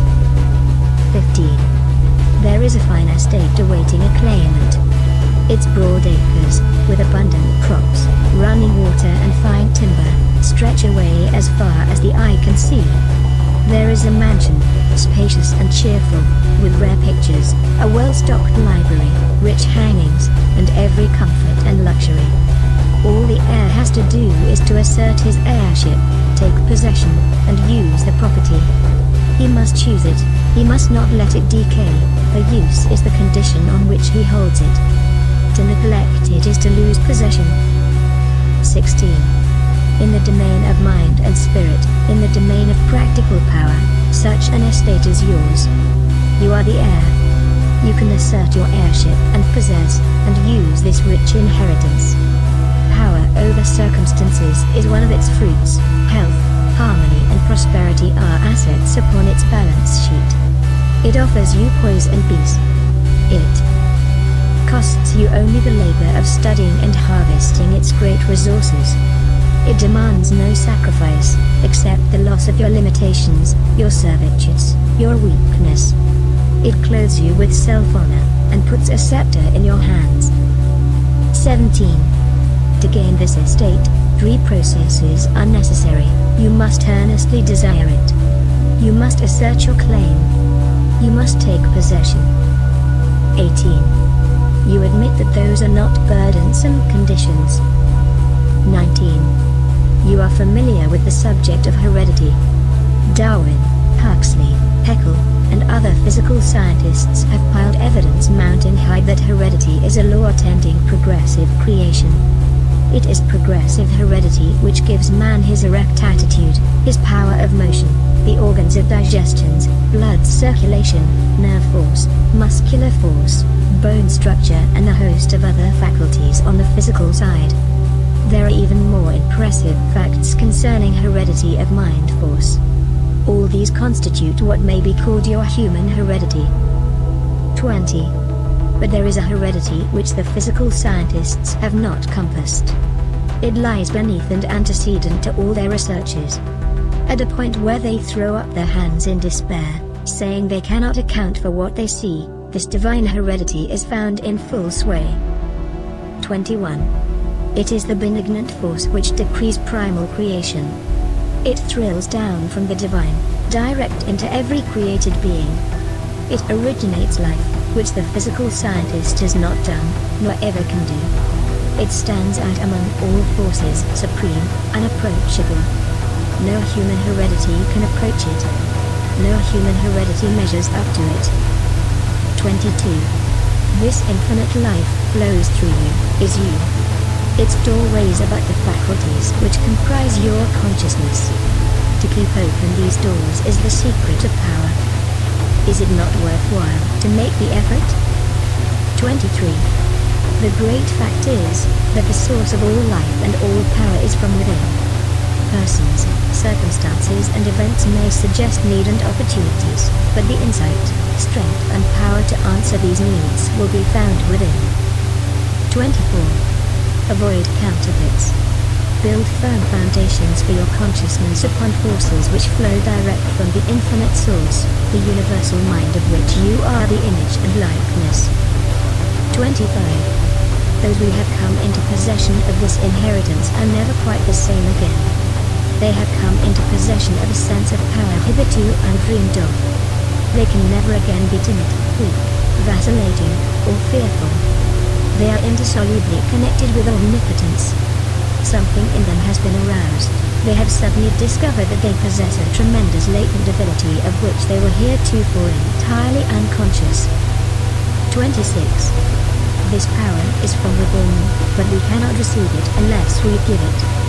Use is the condition upon which we hold this inheritance. We are each of us but the channel through which the omnipotent power is being differentiated into form. Unless we give, the channel is obstructed and we can receive no more. This is true on every plane of existence and in every field of endeavor and all walks of life. The more we give, the more we get. The athlete who wishes to get strong must make use of the strength he has, and the more he gives, the more he will get. The financier who wishes to make money must make use of the money he has, for only by using it can he get more. 27. The merchant who does not keep his goods going out will soon have none coming in. The corporation which fails to give efficient service will soon lack customers. The attorney who fails to get results will soon lack clients, and so it goes everywhere. Power is contingent upon a proper use of the power already in our possession. What is true in every field of endeavor, every experience in life, is true of the power from which every other power known among men is begotten, spiritual power. Take away the spirit and what is left? Nothing. 28. If then the spirit is all there is, upon the recognition of this fact must depend the ability to demonstrate all power, whether physical, mental or spiritual. 29. All possession is the result of the accumulative attitude of mind, or the money consciousness. This is the magic wand which will enable you to receive the idea, and it will formulate plans for you to execute, and you will find as much pleasure in the execution as in the satisfaction of attainment and achievement. 30. Now, go to your room, take the same seat, the same position as heretofore, and mentally select a place which has pleasant associations. Make a complete mental picture of it, see the buildings, the grounds, the trees, friends, associations, everything complete. At first, you will find yourself thinking of everything under the sun, except the ideal upon which you desire to concentrate. But do not let that discourage you. Persistence will win, but persistence requires that you practice these exercises every day without fail. Part 5 Study questions with answers. 41. What proportion of our mental life is subconscious? At least 90%. 42. Is this vast mental storehouse generally utilized? No. 43. Why not? Few understand or appreciate the fact that it is an activity which they may consciously direct. 44. Where has the conscious mind received its governing tendencies? From heredity - which means that it is the result of all the environments of all past generations. 45. What is the law of attraction bringing to us? Our own. 46. What is our own? What we inherently are, and is the result of our past thinking, both conscious and subconscious. 47. Of what is the material with which we construct our mental home composed? The thoughts which we entertain. 48. What is the secret of power? A recognition of the omnipresence of omnipotence. 49. Where does it originate? All life and all power is from within. 50. Upon what is the possession of power contingent? Upon a proper use of the power already in our possession. Introduction, Part 6. It is my privilege to enclose Part 6. This part will give you an excellent understanding of the most wonderful piece of mechanism which has ever been created. The mechanism whereby you may create for yourself health, strength, success, prosperity, or any other condition which you desire. Necessities are demands, and demands create action, and actions bring about results. The process of evolution is constantly building our tomorrows out of our todays. Individual development, like universal development, must be gradual with an ever-increasing capacity and volume. The knowledge that if we infringe upon the rights of others, we become moral thorns and find ourselves entangled at every turn of the road, should be an indication that success is contingent upon the highest moral ideal, which is the greatest good to the greatest number. Aspiration, desire and harmonious relations constantly and persistently maintained will accomplish results. The greatest hindrance is erroneous and fixed ideas. To be in tune with eternal truth we must possess poise and harmony within. In order to receive intelligence the receiver must be in tune with the transmitter. Thought is a product of mind and mind is creative, but this does not mean that the universal will change its modus operandi to suit us or our ideas, but it does mean that we can come into harmonious relationship with the universal, and when we have accomplished this we may ask anything to which we are entitled, and the way will be made plain. Part 6. 1. The universal mind is so wonderful that it is difficult to understand its utilitarian powers and possibilities and its unlimited producing effects. 2. We have found that this mind is not only all intelligence but all substance. How, then, is it to be differentiated in form? How are we to secure the effect which we desire? 3. Ask any electrician what the effect of electricity will be and he will reply that electricity is a form of motion and its effect will depend upon the mechanism to which it is attached. Upon this mechanism will depend whether we shall have heat, light, power, music or any of the other marvelous demonstration of power to which this vital energy has been harnessed. 4. What effect can be produced by thought?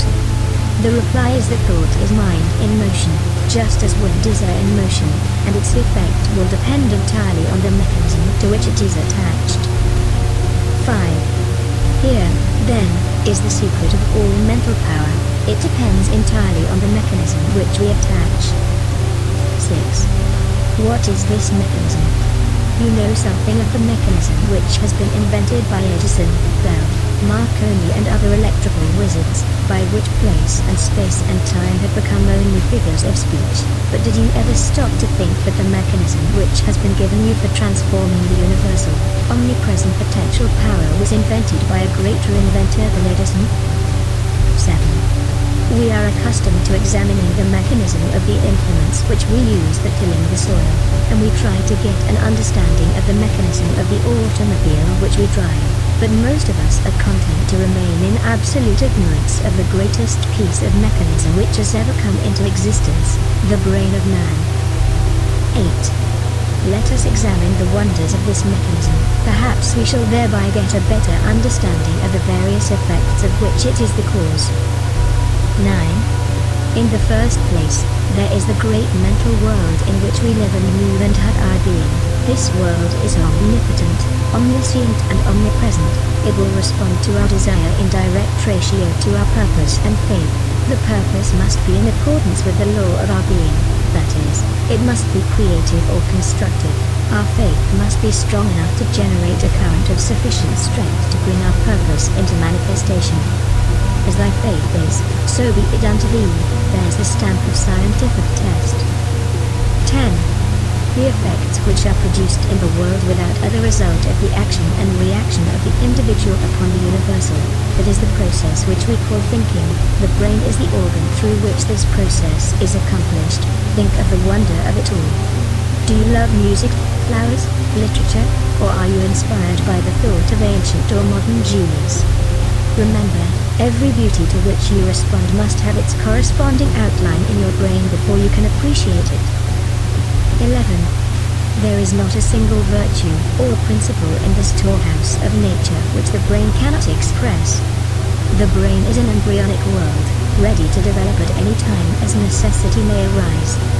If you can comprehend that this is a scientific truth and one of the wonderful laws of nature, it will be easier for you to get an understanding of the mechanism by which these extraordinary results are being accomplished. 12. The nervous system has been compared to an electric circuit with its battery of cells in which force is originated, and its white matter to insulated wires by which the current is conveyed. It is through these channels that every impulse or desire is carried through the mechanism. 13. The spinal cord is the great motor and sensory pathway by which messages are conveyed to and from the brain. Then, there is the blood supply plunging through the veins and arteries, renewing our energy and strength, the perfectly arranged structure upon which the entire physical body rests, and, finally, the delicate and beautiful skin, clothing the entire mechanism is a mantle of beauty. 14. This then is the temple of the living God, and the individual is given control, and upon his understanding of the mechanism which is within his control will the result depend. 15. Every thought sets the brain cells in action. At first the substance upon which the thought is directed fails to respond, but if the thought is sufficiently refined and concentrated, the substance finally yields and expresses perfectly. 16. This influence of the mind can be exerted upon any part of the body, causing the elimination of any undesirable effect. 17. A perfect conception and understanding of the laws governing in the mental world cannot fail to be of inestimable value in the transaction of business, as it develops the power of discernment and gives a clearer understanding and appreciation of facts. 18. The man who looks within instead of without cannot fail to make use of the mighty forces which will eventually determine his course in life and so bring him into vibration with all that is best, strongest and the most desirable. 19. Attention or concentration is probably the most important essential in the development of mind culture. The possibilities of attention when properly directed are so startling that they would hardly appear credible to the uninitiated. The cultivation of attention is the distinguishing characteristic of every successful man or woman, and is the very highest personal accomplishment which can be acquired. 20. The power of attention can be more readily understood by comparing it with a magnifying glass in which the rays of sunlight are focused. They possess no particular strength as long as the glass is moved about and the rays directed from one place to another.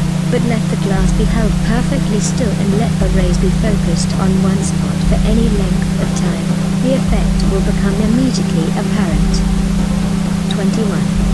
So with the power of thought, let power be dissipated by scattering the thought from one object to another, and no result is apparent, but focus this power through attention or concentration on any single purpose for any length of time and nothing becomes impossible. 22. A very simple remedy for a very complex situation. Some will say, all right, try it, you who have had no experience in concentrating the thought on a definite purpose or object. Choose any single object and concentrate your attention on it for a definite purpose for even 10 minutes. You cannot do it. The mind will wander a dozen times and it will be necessary to bring it back to the original purpose, and each time the effect will have been lost and at the end of the 10 minutes nothing will have been gained, because you have not been able to hold your thoughts steadily to the purpose. 23. It is, however, through attention that you will finally be able to overcome obstacles of any kind that appear in your path onward and upward, and the only way to acquire this wonderful power is by practice. Practice makes perfect, in this as in anything else. 24. In order to cultivate the power of attention, bring a photograph with you to the same seat in the same room in the same position as heretofore. Examine it closely at least 10 minutes.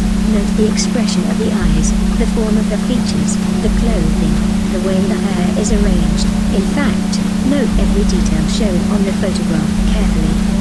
Now cover and close your eyes and try to see it mentally.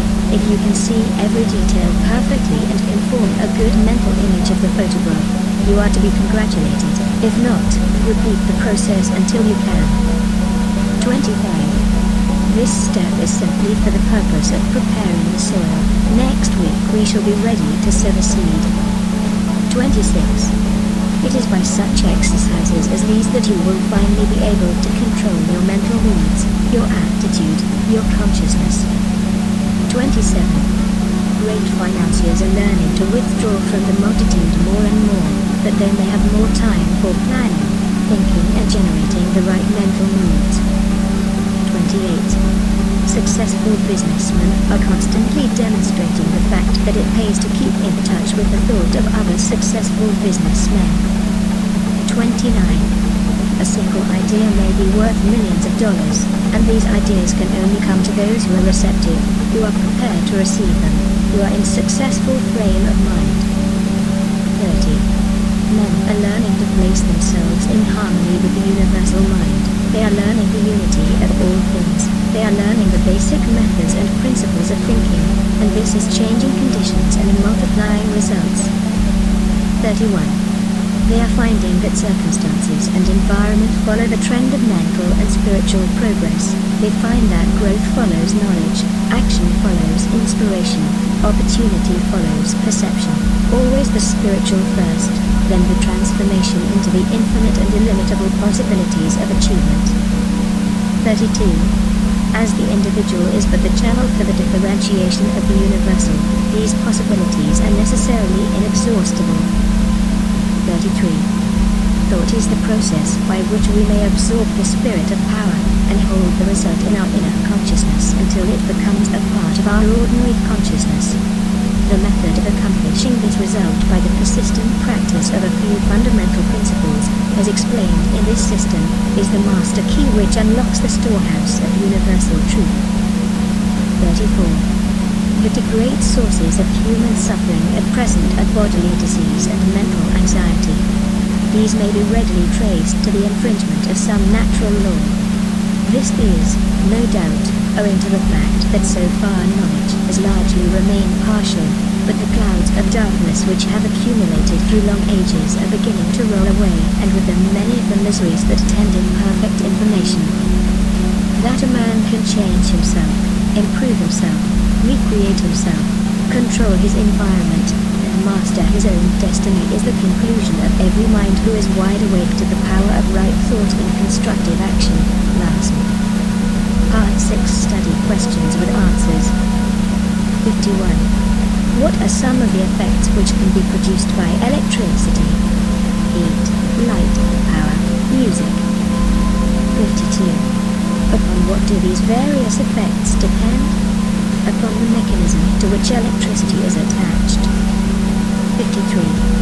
What is the result of the action and interaction of the individual mind upon the universal? The conditions and experiences with which we meet. 54. How may these conditions be changed? By changing the mechanism by which the universal is differentiated in form. 55. What is this mechanism? The brain. 56. How may it be changed? By the process we call thinking. Thoughts produce brain cells, and these cells respond to the corresponding thought in the universal. 57. Of what value is the power of concentration? It is the very highest personal accomplishment which can be acquired, and the distinguishing characteristic of every successful man or woman. 58. How may it be acquired? By faithfully practicing the exercises in this system. 59. Why is this so important? Because it will enable us to control our thoughts, and since thoughts are causes, conditions must be effects. If we can control the cause, we can also control the effect. 60. What is changing conditions and multiplying results in the objective world? Men are learning the basic methods of constructive thinking. Introduction, Part 7. Through all the ages man has believed in an invisible power, through which and by which all things have been created and are continually being recreated. We may personalize this power and call it God, or we may think of it as the essence or spirit, which permeates all things, but in either case the effect is the same. So far as the individual is concerned, the objective, the physical, the visible, is the personal, that which can be cognized by the senses. It consists of body, brain and nerves. The subjective is the spiritual, the invisible, the impersonal. The personal is conscious because it is a personal entity. The impersonal, being the same in kind and quality as all other being, is not conscious of itself and has therefore been termed the subconscious. The personal, or conscious, has the power of will and choice, and can therefore exercise discrimination in the selection of methods whereby to bring about the solution of difficulties. The impersonal, or spiritual, being apart or one with the source, and origin of all power, can necessarily exercise no such choice, but, on the contrary, it has infinite resources at its command. It can and does bring about results by methods concerning which the human or individual mind can have no possible conception. You will therefore see that it is your privilege to depend upon the human will with all its limitations and misconceptions, or you may utilize the potentialities of infinity by making use of the subconscious mind. Here, then, is the scientific explanation of the wonderful power which has been put within your control, if you but understand, appreciate and recognize it. One method of consciously utilizing this omnipotent power is outlined in Part 7. Part 7. 1. Visualization is the process of making mental images, and the image is the mold or model which will serve as a pattern from which your future will emerge. 2. Make the pattern clear and make it beautiful. Do not be afraid. Make it grand. Remember that no limitation can be placed upon you by anyone but yourself. You are not limited as to cost or material. Draw on the infinite for your supply. Construct it in your imagination. It will have to be there before it will ever appear anywhere else. 3. Make the image clear and clean cut. Hold it firmly in the mind and you will gradually and constantly bring the thing nearer to you. You can be what you will to be. 4. This is another psychological fact which is well known, but unfortunately, reading about it will not bring about any result which you may have in mind. It will not even help you to form the mental image, much less bring it into manifestation. Work is necessary, labor, hard mental labor, the kind of effort which so few are willing to put forth. 5. The first step is idealization. It is likewise the most important step, because it is the plan on which you are going to build. It must be solid, it must be permanent. The architect, when he plans a 30-story building, has every line and detail pictured in advance. The engineer, when he spans a chasm, first ascertains the strength requirements of a million separate parts. 6. They see the end before a single step is taken, so you are to picture in your mind what you want. You are sowing the seed, but before sowing any seed you want to know what the harvest is to be. This is idealization. If you are not sure, return to the chair daily until the picture becomes plain. It will gradually unfold. First the general plan will be dim, but it will take shape, the outline will take form, then the details, and you will gradually develop the power by which you will be enabled to formulate plans which will eventually materialize in the objective world. You will come to know what the future holds for you. 7. Then comes the process of visualization. You must see the picture more and more complete, see the detail, and, as the details begin to unfold, the ways and means for bringing it into manifestation will develop. One thing will lead to another. Thought will lead to action, action will develop methods, methods will develop friends, and friends will bring about circumstances, and, finally, the third step, or materialization, will have been accomplished. 8. We all recognize the universe must have been thought into shape before it ever could have become a material fact. And if we are willing to follow along the lines of the great architect of the universe, we shall find our thoughts taking form, just as the universe took concrete form. It is the same mind operating through the individual. There is no difference in kind or quality, the only difference is one of degree. 9. The architect visualizes his building, he sees it as he wishes it to be. His thought becomes a plastic mold from which the building will eventually emerge, a high one or a low one, a beautiful one or a plain one. His vision takes form on paper and eventually the necessary material is utilized and the building stands complete. 10. The inventor visualizes his idea in exactly the same manner. For instance, Nikola Tesla, he with the giant intellect, one of the greatest inventors of all ages, the man who has brought forth the most amazing realities, always visualizes his inventions before attempting to work them out. He did not rush to embody them in form and then spend his time in correcting defects. Having first built up the idea in his imagination, he held it there as a mental picture, to be reconstructed and improved by his thought. In this way, he writes in the Electrical Experimenter, I am enabled to rapidly develop and perfect a conception without touching anything. When I have gone so far as to embody in the invention every possible improvement I can think of, and see no fault anywhere, I put into concrete, the product of my brain. Invariably my device works as I conceived it should. In 20 years there has not been a single exception. 11. If you can conscientiously follow these directions, you will develop faith, the kind of faith that is the substance of things hoped for, the evidence of things not seen. You will develop confidence, the kind of confidence that leads to endurance and courage. You will develop the power of concentration which will enable you to exclude all thoughts except the ones which are associated with your purpose. 12. The law is that thought will manifest in form, and only one who knows how to be the divine thinker of his own thoughts can ever take the master's place and speak with authority. 13. Clearness and accuracy obtained only by repeatedly having the image in mind. Each repeated action renders the image more clear and accurate than the preceding, and in proportion to the clearness and accuracy of the image will the outward manifestation be. You must build it firmly and securely in your mental world, the world within, before it can take form in the world without, and you can build nothing of value, even in the mental world unless you have the proper material.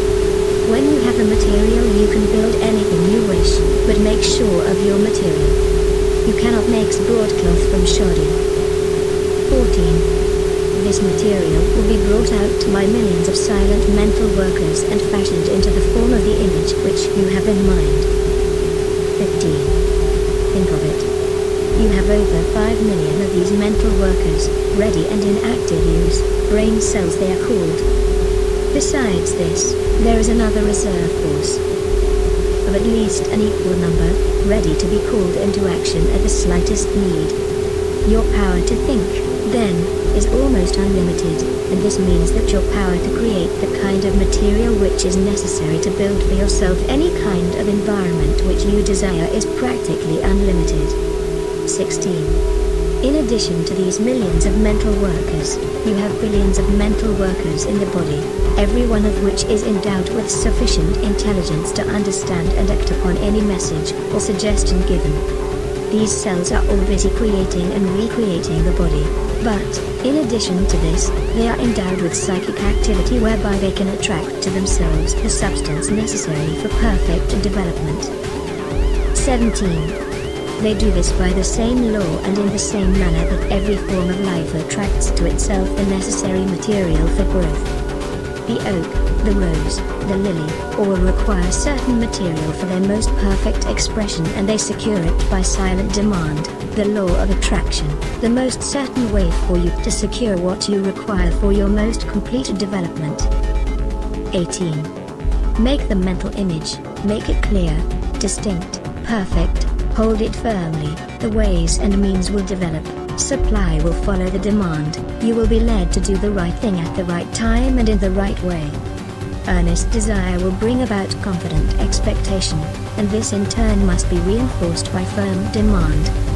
These three cannot fail to bring about attainment, because the earnest desire is the feeling, the confident expectation is the thought, and the firm demand is the will, and, as we have seen, feeling gives vitality to thought and the will holds it steadily until the law of growth brings it into manifestation. 19. Is it not wonderful that man has such tremendous power within himself, such transcendental faculties concerning which he had no conception? Is it not strange that we have always been taught to look for strength and power without? We have been taught to look everywhere but within, and whenever this power manifested in our lives we were told that there was something supernatural. 20. There are many who have come to an understanding of this wonderful power, and who make serious and conscientious efforts to realize health, power and other conditions, and seem to fail. They do not seem able to bring the law into operation. The difficulty in nearly every case is that they are dealing with externals. They want money, power, health and abundance, but they fail to realize that these are effects and can come only when the cause is found. 21. Those who will give no attention to the world without will seek only to ascertain the truth, will look only for wisdom, will find that this wisdom will unfold and disclose the source of all power, that it will manifest in thought and purpose which will create the external conditions desired. This truth will find expression in noble purpose and courageous action. 22.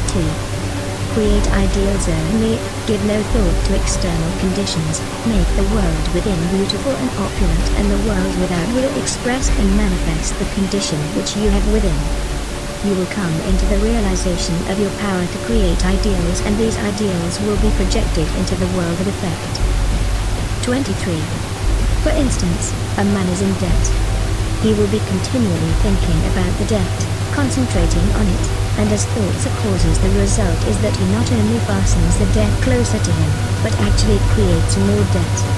He is putting the great law of attraction into operation with the usual and inevitable result: loss leads to greater loss. 24. What, then, is the correct principle? Concentrate on the things you want, not on the things you do not want.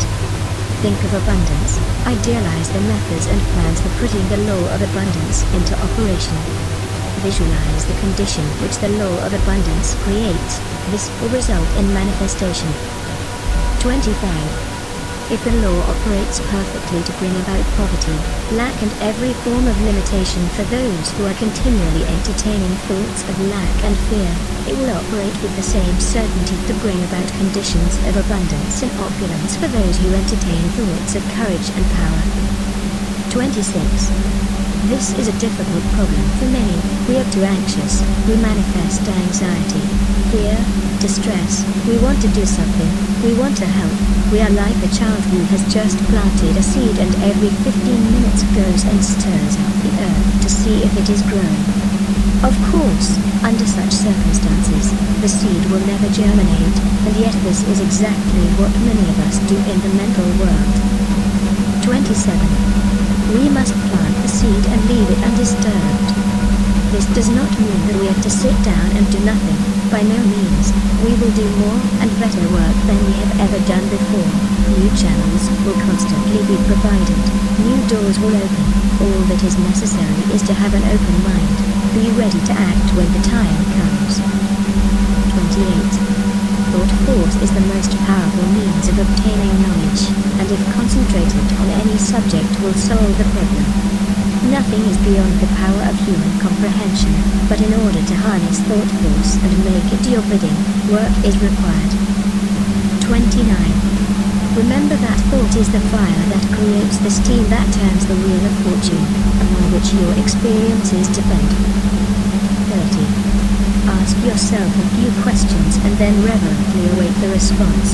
Do you not now and then feel the self with you? Do you assert this self or do you follow the majority? Remember that majorities are always led, they never lead. It was the majority that fought, tooth and nail, against the steam engine, the power loom and every other advance or improvement ever suggested. 31. For your exercise this week, visualize your friend, see him exactly as you last saw him, see the room, the furniture, recall the conversation, now see his face, see it distinctly, now talk to him about some subject of mutual interest, see his expression change, watch him smile. Can you do this? All right, you can. Then arouse his interest, tell him a story of adventure, see his eyes light up with the spirit of fun or excitement. Can you do all of this? If so, your imagination is good, you are making excellent progress. Part 7 Study questions with answers. 61. What is visualization? The process of making mental pictures. 62. What is the result of this method of thought?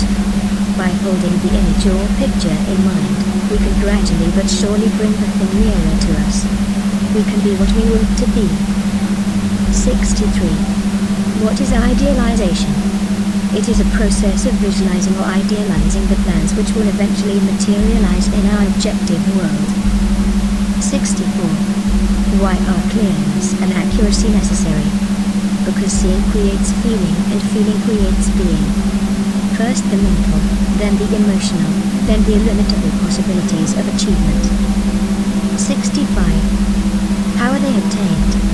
Each repeated action renders the image more accurate than the former one. 66. How is the material for the construction of your mental image secured? By millions of mental workers.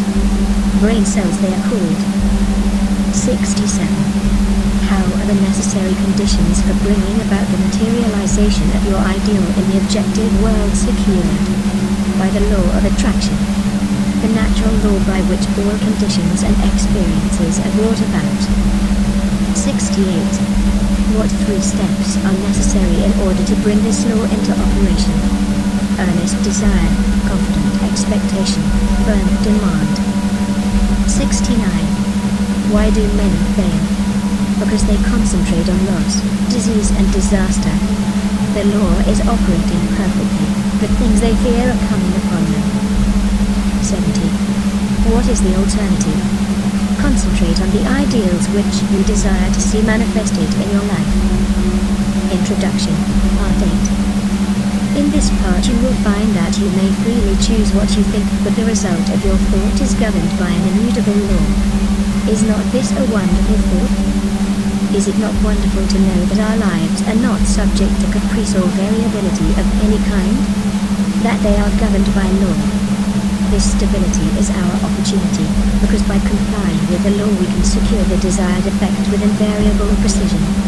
It is the law which makes the universe one grand paean of harmony. If it were not for law, the universe would be a chaos instead of a cosmos. Here, then, is the secret of the origin of both good and evil. This is all the good and evil there ever was or ever will be. Let me illustrate. Thought results in action. If your thought is constructive and harmonious, the result will be good. If your thought is destructive or inharmonious, the result will be evil. There is therefore but one law, one principle, one cause, one source of power, and good and evil are simply words which have been coined to indicate the result of our action, or our compliance or non-compliance with this law. The importance of this is well illustrated in the lives of Emerson and Carlyle. Emerson loved the good and his life was a symphony of peace and harmony. Carlyle hated the bad, and his life was a record of perpetual discord and anarchy. Here we have two grand men, each intent upon achieving the same ideal, but one makes use of constructive thought and is therefore in harmony with natural law, the other makes use of destructive thought and therefore brings upon himself discord of every kind and character. It is evident therefore that we are to hate nothing, not even the bad, because hatred is destructive, and we shall soon find that by entertaining destructive thought we are sowing the wind and in turn shall reap the whirlwind. Part 8. 1. Thought contains a vital principle, because it is the creative principle of the universe and by its nature will combine with other similar thoughts. 2. As the one purpose of life is growth, all principles underlying existence must contribute to give it effect. Thought, therefore, takes form and the law of growth eventually brings it into manifestation. 3. You may freely choose what you think, but the result of your thought is governed by an immutable law. Any line of thought persisted in cannot fail to produce its result in the character, health and circumstances of the individual.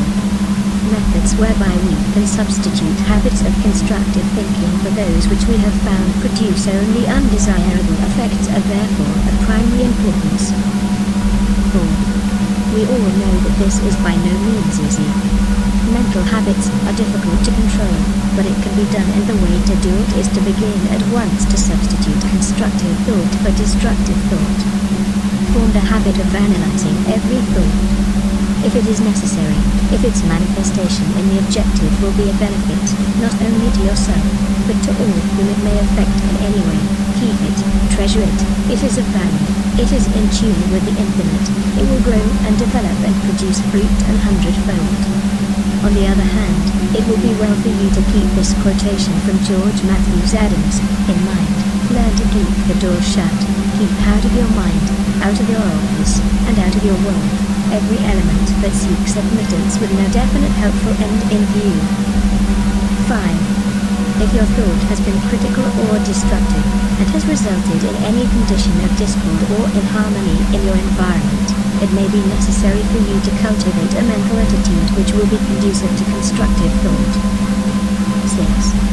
The imagination will be found to be of great assistance in this direction. The cultivation of the imagination leads to the development of the ideal out of which your future will emerge. 7. The imagination gathers up the material by which the mind weaves the fabric in which your future is to be clothed. 8. Imagination is the light by which we can penetrate new worlds of thought and experience. 9. Imagination is the mighty instrument by which every discoverer, every inventor, opened the way from precedent to experience. Precedent said, it cannot be done. Experience said, it is done. 10. Imagination is a plastic power, molding the things of sense into new forms and ideas. 11. Imagination is the constructive form of thought which must precede every constructive form of action. 12. A builder cannot build a structure of any kind until he has first received the plans from the architect, and the architect must get them from his imagination. 13. The captain of industry cannot build a giant corporation which may coordinate hundreds of smaller corporations and thousands of employees, and utilize millions of dollars of capital until he has first created the entire work in his imagination. Objects in the material world are as clay in the potter's hand. It is in the mastermind that the real things are created, and it is by the use of the imagination that the work is done. In order to cultivate the imagination, it must be exercised. Exercise is necessary to cultivate mental muscle as well as physical muscle. It must be supplied with nourishment or it cannot grow. 14. Do not confuse imagination with fancy, or that form of daydreaming in which some people like to indulge. Daydreaming is a form of mental dissipation which may lead to mental disaster. 15. Constructive imagination means mental labor, by some considered to be the hardest kind of labor, but, if so, it yields the greatest returns, for all the great things in life have come to men and women who had the capacity to think, to imagine, and to make their dreams come true. 16. When you have become thoroughly conscious of the fact that mind is the only creative principle, that it is omnipotent, omniscient and omnipresent, and that you can consciously come into harmony with this omnipotence through your power of thought, you will have taken a long step in the right direction. 17. The next step is to place yourself in position to receive this power. As it is omnipresent, it must be within you. We know that this is so because we know that all power is from within, but it must be developed, unfolded, cultivated. In order to do this we must be receptive, and this receptivity is acquired just as physical strength is gained, by exercise. 18. The law of attraction will certainly and unerringly bring to you the conditions, environment, and experiences in life, corresponding with your habitual, characteristic, predominant mental attitude. Not what you think once in a while when you're in church, or have just read a good book, but your predominant mental attitude is what counts. 19. You cannot entertain weak, harmful, negative thoughts 10 hours a day and expect to bring about beautiful, strong and harmonious conditions by 10 minutes of strong, positive, creative thought. 20. Real power comes from within. All power that anybody can possibly use is within man, only waiting to be brought into visibility by his first recognizing it, and then affirming it as his, working it into his consciousness until he becomes one with it. 21. People say that they desire abundant life, and so they do, but so many interpret this to mean that if they will exercise their muscles or breathe scientifically, eat certain foods in certain ways, drink so many glasses of water every day of just a certain temperature, keep out of drafts, they will attain the abundant life they seek. The result of such methods is but indifferent. However, when man awakens to the truth, and affirms his oneness with all life, he finds that he takes on the clear eye, the elastic step, the vigor of youth. He finds that he has discovered the source of all power. 22. All mistakes are but the mistakes of ignorance. Knowledge gaining and consequent power is what determines growth and devolution. The recognition and demonstration of knowledge is what constitutes power, and this power is spiritual power, and this spiritual power is the power which lies at the heart of all things. It is the soul of the universe. 23.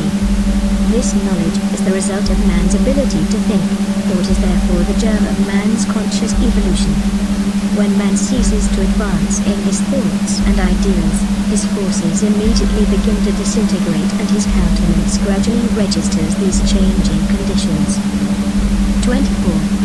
Successful men make it their business to hold ideals of the conditions which they wish to realize. They constantly hold in mind the next step necessary to the ideal for which they are striving. Thoughts are the materials with which they build, and the imagination is their mental workshop. Mind is the ever-moving force with which they secure the persons and circumstance necessary to build their success structure, and imagination is the matrix in which all great things are fashioned. 25. If you have been faithful to your ideal, you will hear the call when circumstances are ready to materialize. Your plans and results will correspond in the exact ratio of your fidelity to your ideal.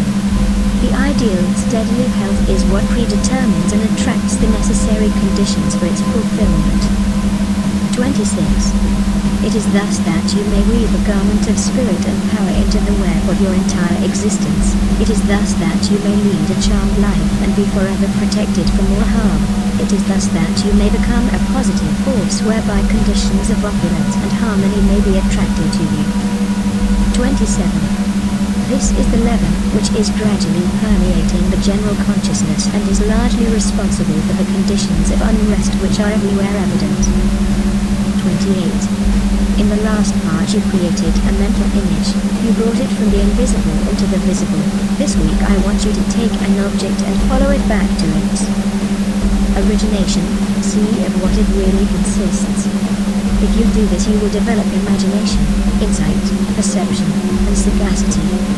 These come not by the superficial observation of the multitude, but by a keen analytical observation which sees below the surface. 29. It is the few who know that the things which they see are only effects, and understand the causes by which these effects were brought into existence. 30. Take the same position as heretofore and visualize a battleship. See the green monster floating on the surface of the water. There appears to be no life anywhere about. All is silence. You know that by far the largest part of the vessel is underwater, out of sight. You know that the ship is as large and as heavy as a 20-story skyscraper. You know that there are hundreds of men ready to spring to their appointed task instantly. You know that every department is in charge of able, trained, skilled officials who have proven themselves competent to take charge of this marvelous piece of mechanism. You know that although it lies apparently oblivious to everything else, it has eyes which see everything for miles around, and nothing is permitted to escape its watchful vision. You know that while it appears quiet, submissive and innocent, it is prepared to hurl a steel projectile weighing thousands of pounds at an enemy many miles away. This and much more you can bring to mind with comparatively no effort whatever. But how did the battleship come to be where it is? How did it come into existence in the first place? All of this you want to know if you are a careful observer. 31. Follow the great steel plates through the foundries. See the thousands of men employed in their production. Go still further back, and see the ore as it comes from the mine. See it loaded on barges or cars. See it melted and properly treated. Go back still further and see the architect and engineers who planned the vessel. Let the thought carry you back still further in order to determine why they planned the vessel. You will see that you are now so far back that the vessel is something intangible. It no longer exists. It is now only a thought existing in the brain of the architect. But from where did the order come to plan the vessel? Probably from the Secretary of Defense, but probably this vessel was planned long before the war was thought of, and that Congress had to pass a bill appropriating the money. Possibly there was opposition, and speeches for or against the bill. Whom do these congressmen represent? They represent you and me, so that our line of thought begins with the battleship and ends with ourselves, and we find in the last analysis that our own thought is responsible for this and many other things, of which we seldom think, and a little further reflection will develop the most important fact of all, and that is, if someone had not discovered the law by which this tremendous mass of steel and iron could be made to float upon the water, instead of immediately going to the bottom, the battleship could not have come into existence at all. 32. This law is that the specific gravity of any substance is the weight of any volume of it, compared with an equal volume of water. The discovery of this law revolutionized every kind of ocean travel, commerce and warfare, and made the existence of the battleship, aircraft carriers, and cruise ships possible. 33. You will find exercises of this kind invaluable. When the thought has been trained to look below the surface, everything takes on a different appearance. The insignificant becomes significant. The uninteresting interesting. The things which we suppose to be of no importance are seen to be the only really vital things in existence. Look to this day. For it is life, the very life of life. In its brief course lie all the verities and realities of your existence. The bliss of birth, the glory of action, the splendor of beauty. For yesterday is but a dream, and tomorrow is only a vision. But today well lived makes every yesterday a dream of happiness, and every tomorrow a vision of hope. Look well, therefore, to this day. From the Sanskrit. Part 8 Study questions with answers. 71. What is the imagination? A form of constructive thought. The light by which we penetrate new worlds of thought and experience. The mighty instrument by which every inventor or discoverer opened the way from precedent to experience. 72. What is the result of imagination? The cultivation of the imagination leads to the development of the ideal out of which your future will emerge. 73. How may it be cultivated? By exercise, it must be supplied with nourishment or it cannot live. 74. How does imagination differ from daydreaming? Daydreaming is a form of mental dissipation, while imagination is a form of constructive thought which must precede every constructive action. 75. What are mistakes? The result of ignorance. 76. What is knowledge? The result of man's ability to think. 77. What is the power with which successful men build? Mind is the very moving force with which they secure the persons and circumstances necessary to complete their plans. 78. What predetermines the result? The ideal held steadily in mind attracts the necessary conditions for its fulfillment. 79. What is the result of a keen analytical observation? The development of imagination, insight, perception and sagacity. 80. To what do these lead? Opulence and harmony. Introduction, Part 9. In this part you may learn to fashion the tools by which you may build for yourself any condition you desire. If you wish to change conditions you must change yourself. Your whims, your wishes, your fancies, your ambitions may be thwarted at every step, but your inmost thoughts will find expression just as certainly as the plant springs from the seed. Suppose, then, we desire to change conditions. How are we to bring this about? The reply is simple, by the law of birth. Cause and effect are as absolute and undeviating in the hidden realm of thought as in the world of material things. Hold in mind the condition desired, affirm it as an already existing fact. This indicates the value of a powerful affirmation. By constant repetition it becomes a part of ourselves. We are actually changing ourselves, are making ourselves what we want to be. Character is not a thing of chance, but it is the result of continued effort. If you are timid, vacillating, self-conscious, or if you are over-anxious or harassed by thoughts of fear or impending danger, remember that it is axiomatic that two things cannot exist in the same place at the same time. Exactly the same thing is true in the mental and spiritual world, so that your remedy is plainly to substitute thoughts of courage, power, self-reliance and confidence, for those of fear, lack and limitation. The easiest and the most natural way to do this is to select an affirmation which seems to fit your particular case. The positive thought will destroy the negative as certainly as light destroys darkness, and the results will be just as effective. Act is the blossom of thought, and conditions are the result of action, so that you constantly have in your possession the tools by which you will certainly and inevitably make or unmake yourself, and joy or suffering will be the reward. Part 9. 1. There are only three things which can possibly be desired in the world without, and each of them can be found in the world within.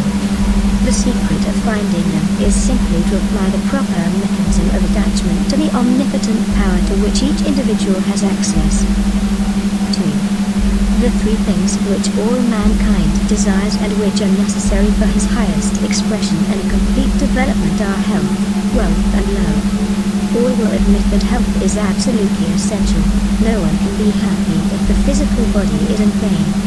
All will not so readily admit that wealth is necessary, but all must admit that a sufficient supply at least is necessary, and what would be considered sufficient for one, would be considered absolute and painful lack for another. And as nature provides not only enough but abundantly, wastefully, lavishly, we realize that any lack or limitation is only the limitation which has been made by an artificial method of distribution. 3. All will probably admit that love is the third, or maybe some will say the first essential necessary to the happiness of mankind. At any rate, those who possess all three, health, wealth, and love, find nothing else which can be added to their cup of happiness. 4. We have found that the universal substance is all health, all substance and all love, and that the mechanism of attachment whereby we can consciously connect with this infinite supply is in our method of thinking. To think correctly is therefore to enter into the secret place of the Most High. 5. What shall we think? If we know this, we shall have found the proper mechanism of attachment which will relate us to whatsoever things we desire. This mechanism may seem very simple when I give it to you, but read on, you will find that it is in reality the master key, the Aladdin's lamp. If you please, you will find that it is the foundation, the imperative condition, the absolute law of well-doing, which means well-being. 6. To think correctly, accurately, we must know the truth. The truth then is the underlying principle in every business or social relation. It is a condition precedent to every right action. To know the truth, to be sure, to be confident, affords a satisfaction beside which no other is at all comparable. It is the only solid ground in a world of doubt, conflict, and danger. 7. To know the truth is to be in harmony with the infinite and omnipotent power. To know the truth is, therefore, to connect yourself with a power which is irresistible and which will sweep away every kind of discord, inharmony, doubt or error of any kind, because the truth is mighty and will prevail. 8.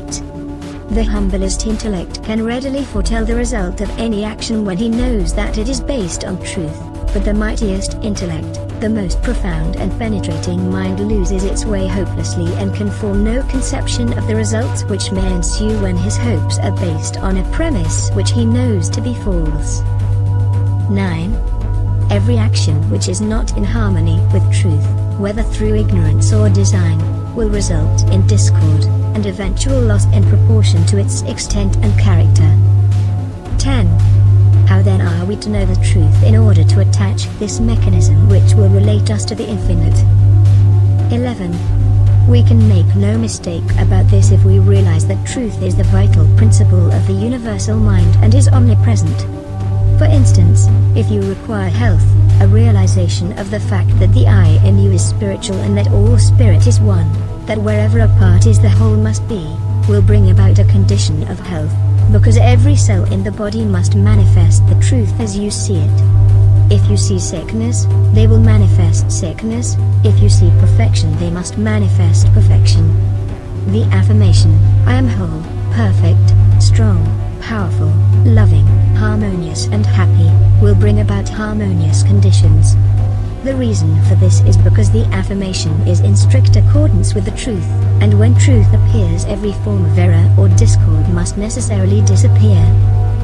12. You have found that the I is spiritual, it must necessarily then always be no less than perfect. The affirmation, I am whole, perfect, strong, powerful, loving, harmonious and happy is therefore an exact scientific statement.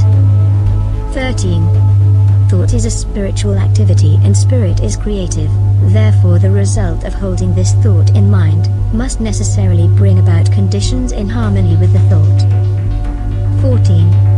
If you require wealth, a realization of the fact that the I in you is one with the universal mind which is all substance, and is omnipotent, will assist you in bringing into operation the law of attraction which will bring you into vibration with those forces which make for success and bring about conditions of power and affluence in direct proportion with the character and purpose of your affirmation.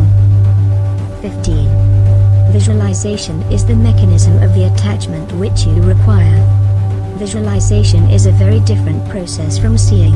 Seeing is physical, and is therefore related to the objective world, the world without, but visualization is a product of the imagination, and is therefore a product of the subjective mind, the world within. It therefore possesses vitality. It will grow. The thing visualized will manifest itself in form. The mechanism is perfect. It was created by the master architect who doth all things well, but unfortunately sometimes the operator is inexperienced or inefficient, but practice and determination will overcome this defect. 16. If you require love, try to realize that the only way to get love is by giving it, that the more you give the more you will get, and the only way in which you can give it is to fill yourself with it, until you become a magnet. The method was explained in another lesson. 17. He who has learned to bring the greatest spiritual truths into touch with the so-called lesser things of life has discovered the secret of the solution of his problem. One is always quickened, made more thoughtful, by his nearness of approach to great ideas, great events, great natural objects, and great men. Lincoln is said to have begotten in all who came near him the feeling awakened when one approaches a mountain, and this sense asserts itself most keenly when one comes to realize that he has laid hold upon things that are eternal, the power of truth. 18.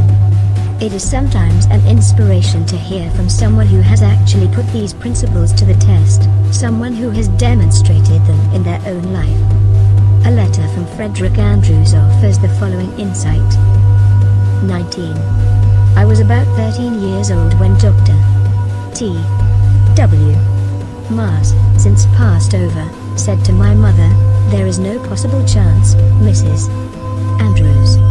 I lost my little boy the same way, after doing everything for him that it was possible to do. I have made a special study of these cases, and I know there is no possible chance for him to get well. 20.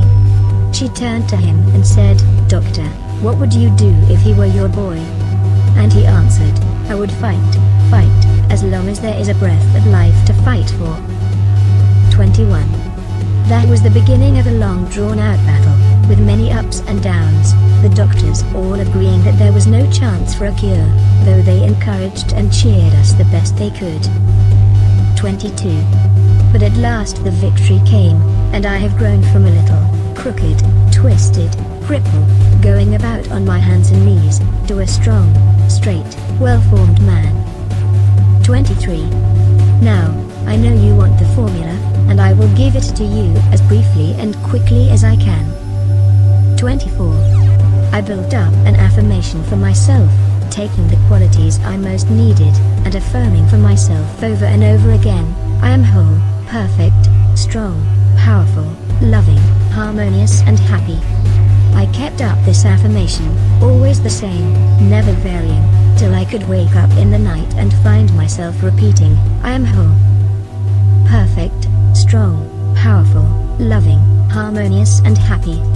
It was the last thing on my lips at night and the first thing in the morning. 25. Not only did I affirm it for myself, but for others that I knew needed it. I want to emphasize this point. Whatever you desire for yourself, affirm it for others, and it will help you both. We reap what we sow. If we send out thoughts of love and health, they return to us like bread cast upon the waters, but if we send out thoughts of fear, worry, jealousy, anger, hate, etc., we will reap the results in our own lives. 26. It used to be said that man is completely built over every 7 years, but some scientists now declare that we build ourselves over entirely every 11 months, so we are really only 11 months old.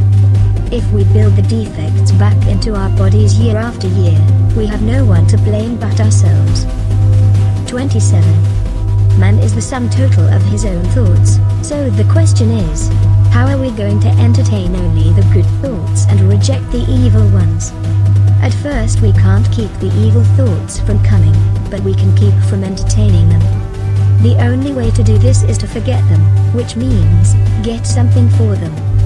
This is where the ready-made affirmation comes into play. 28. When a thought of anger, jealousy, fear or worry creeps in, just start your affirmation going. The way to fight darkness is with light, the way to fight cold is with heat, the way to overcome evils is with good. For myself, I never could find any help in denials. Affirm the good, and the bad will vanish. Frederick Elias Andrews. 29. If there is anything you require, it will be well for you to make use of this affirmation. It cannot be improved upon. Use it just as it is. Take it into the silence with you, until it sinks into your subconsciousness, so that you can use it anywhere, in your car, in the office, at home. This is the advantage of spiritual methods. They are always available. Spirit is omnipresent, ever ready. All that is required is a proper recognition of its omnipotence, and a willingness or desire to become the recipient of its beneficent effects. 30. If our predominant mental attitude is one of power, courage, kindliness and sympathy, we shall find that our environment will reject conditions in correspondence with these thoughts. If it is weak, critical, envious and destructive, we shall find our environment reflecting conditions corresponding to these thoughts. 31. Thoughts are causes and conditions are effects. Herein is the explanation of the origin of both good and evil. Thought is creative and will automatically correlate with its subject. This is a cosmological law, a universal law, the law of attraction, the law of cause and effect. The recognition and application of this law will determine both beginning and end. It is the law by which in all ages and in all times the people were led to believe in the power of prayer. As thy faith is, so be it unto thee, is simply another, shorter and a better way of stating it. 32. This week visualize a plant. Take a flower, the one you most admire, bring it from the unseen into the seen, plant the tiny seed, water it, care for it, place it where it will get the direct rays of the morning sun, see the seed burst. It is now a living thing, something which is alive and beginning to search for the means of subsistence. See the roots penetrating the earth, watch them shoot out in all directions and remember that they are living cells dividing and subdividing, and that they will soon number millions, that each cell is intelligent, that it knows what is wants and knows how to get it. See the stem shoot forward and upward, watch it burst through the surface of the earth, see it divide and form branches, see how perfect and symmetrical each branch is formed, see the leaves begin to form, and then the tiny stems, each one holding aloft a bud, and as you watch you see the bud begin to unfold and your favorite flower comes to view. And now if you will concentrate intently you will become conscious of a fragrance. It is the fragrance of the flower as the breeze gently sways the beautiful creation which you have visualized. 33. When you are enabled to make your vision clear and complete you will be enabled to enter into the spirit of a thing. It will become very real to you. You will be learning to concentrate and the process is the same, whether you are concentrating on health, a favorite flower, an ideal, a complicated business proposition or any other problem of life. 34. Every success has been accomplished by persistent concentration upon the object in view. Part 9 Study questions with answers. 81. What is the imperative condition of all well-being? Well-doing. 82. What is the condition precedent to every right action? Right thinking. 83. What is the underlying condition necessary in every business transaction or social relation? To know the truth. 84. What is the result of a knowledge of the truth? We can readily predict the result of any action that is based upon a true premise. 85. What is the result of any action based upon a false premise? We can form no conception of the results which may ensue. 86. How may we know the truth? By a realization of the fact that truth is the vital principle of the universe and is therefore omnipresent. 87. What is the nature of truth? It is spiritual. 88. What is the secret of the solution to every problem? To apply spiritual truth. 89. What is the advantage of spiritual methods? They are always available. 90. What are the necessary requirements? A recognition of the omnipotence of spiritual power and a desire to become the recipient of its beneficent effects. Thought means life, since those who do not think do not live in any high or real sense. Thinking makes the man, A. B. All good. Introduction, Part 10. If you get a thorough understanding or the thought contained in Part 10, you will have learned that nothing happens without a definite cause. You will be enabled to formulate your plans in accordance with exact knowledge.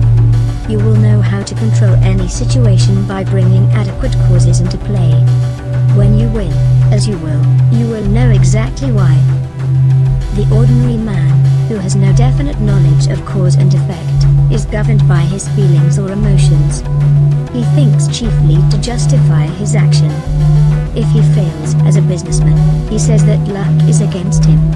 If he dislikes music, he says that music is an expensive luxury. If he is a poor officeman, he says that he could succeed better at some outdoor work. If he lacks friends, he says his individuality is defined to be appreciated. He never thinks his problem through to the end. In short, he does not know that every effect is the result of a certain definite cause, but he seeks to console himself with explanations and excuses. He thinks only in self-defense. On the contrary, the man who understands that there is no effect without an adequate cause thinks impersonally. He gets down to bedrock facts regardless of consequences. He is free to follow the trail of truth wherever it may lead. He sees the issue clear to the end, and he meets the requirements fully and fairly, and the result is that the world gives him all that it has to give, in friendship, honor, love and approval. Part 10. 1. Abundance is a natural law of the universe. The evidence of this law is conclusive, we see it on every hand. Everywhere nature is lavish, wasteful, extravagant. Nowhere is economy observed in any created thing. Profusion is manifested in everything. The millions and millions of trees and flowers and plants and animals and the vast scheme of reproduction where the process of creating and recreating is forever going on, all indicates the lavishness with which nature has made provision for man. That there is an abundance for everyone is evident, but that many fail to participate in this abundance is also evident. They have not yet come into a realization of the universality of all substance, and that mind is the active principle whereby we are related to the things we desire. 2. All wealth is the offspring of power. Possessions are of value only as they confer power. Events are significant only as they affect power. All things represent certain forms and degrees of power. 3. Knowledge of cause and effect as shown by the laws governing electricity, chemical affinity and gravitation, enables man to plan courageously and execute fearlessly.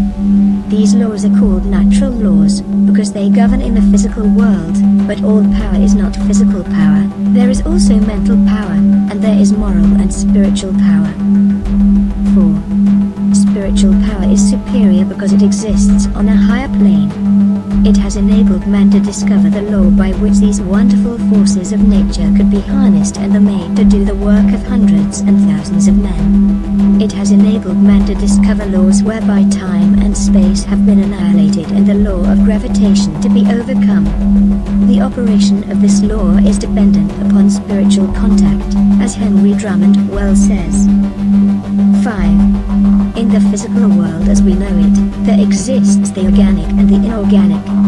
The inorganic of the mineral world is absolutely cut off from the plant or animal world. The passage is hermetically sealed. These barriers have never yet been crossed. No change of substance, no modification of environment, no chemistry, no electricity, no form of energy, no evolution of any kind can ever endow a single atom of the mineral world with the attribute of life. 6. Only by the bending down into this dead world of some living form can those dead atoms be gifted with the properties of vitality. Without this contact with life they remain fixed in the inorganic sphere forever. Huxley says that the doctrine of biogenesis, or life only from life, is victorious all along the line, and Tyndall is compelled to say, I affirm that no shred of trustworthy evidence exists to prove that life in our day has ever appeared independent of antecedent life. 7. Physical laws may explain the inorganic. Biology explains and accounts for the development of the organic, but of the point of contact science is silent. A similar passage exists between the natural world and the spiritual world. This passage is hermetically sealed on the natural side. The door is closed, no man can open it, no organic change, no mental energy, no moral effort, no progress of any kind can enable any human being to enter the spiritual world. 8. But as the plant reaches down into the mineral world and touches it with the mystery of life, so the universal mind reaches down into the human mind and endows it with new, strange, wonderful and even marvelous qualities. All men or women who have ever accomplished anything in the world of industry, commerce or art have accomplished because of this process. 9. Thought is the connecting link between the infinite and the finite, between the universal and the individual. We have seen that there is an impassable barrier between the organic and the inorganic, and that the only way that matter can unfold is to be impregnated with life. As a seed reaches down into the mineral world and begins to unfold and reach out, the dead matter begins to live. 1,000 invisible fingers begin to weave a suitable environment for the new arrival, and as the law of growth begins to take effect, we see the process continue until the lily finally appears, and even Solomon in all his glory was not arrayed like one of these. 10. Even so, a thought is dropped into the invisible substance of the universal mind, that substance from which all things are created, and as it takes root, the law of growth begins to take effect, and we find that conditions and environment are but the objective form of our thought. 11. The law is that thought is an active vital form of dynamic energy which has the power to correlate with its object and bring it out of the invisible substance from which all things are created into the visible or objective world. This is the law by which, and through which all things come into manifestation. It is the master key by which you are admitted into the secret place of the Most High and are given dominion over all things. With an understanding of this law you may decree a thing and it shall be established unto thee. 12. It could not be otherwise. If the soul of the universe as we know it is the universal spirit, then the universe is simply the condition which the universal spirit has made for itself.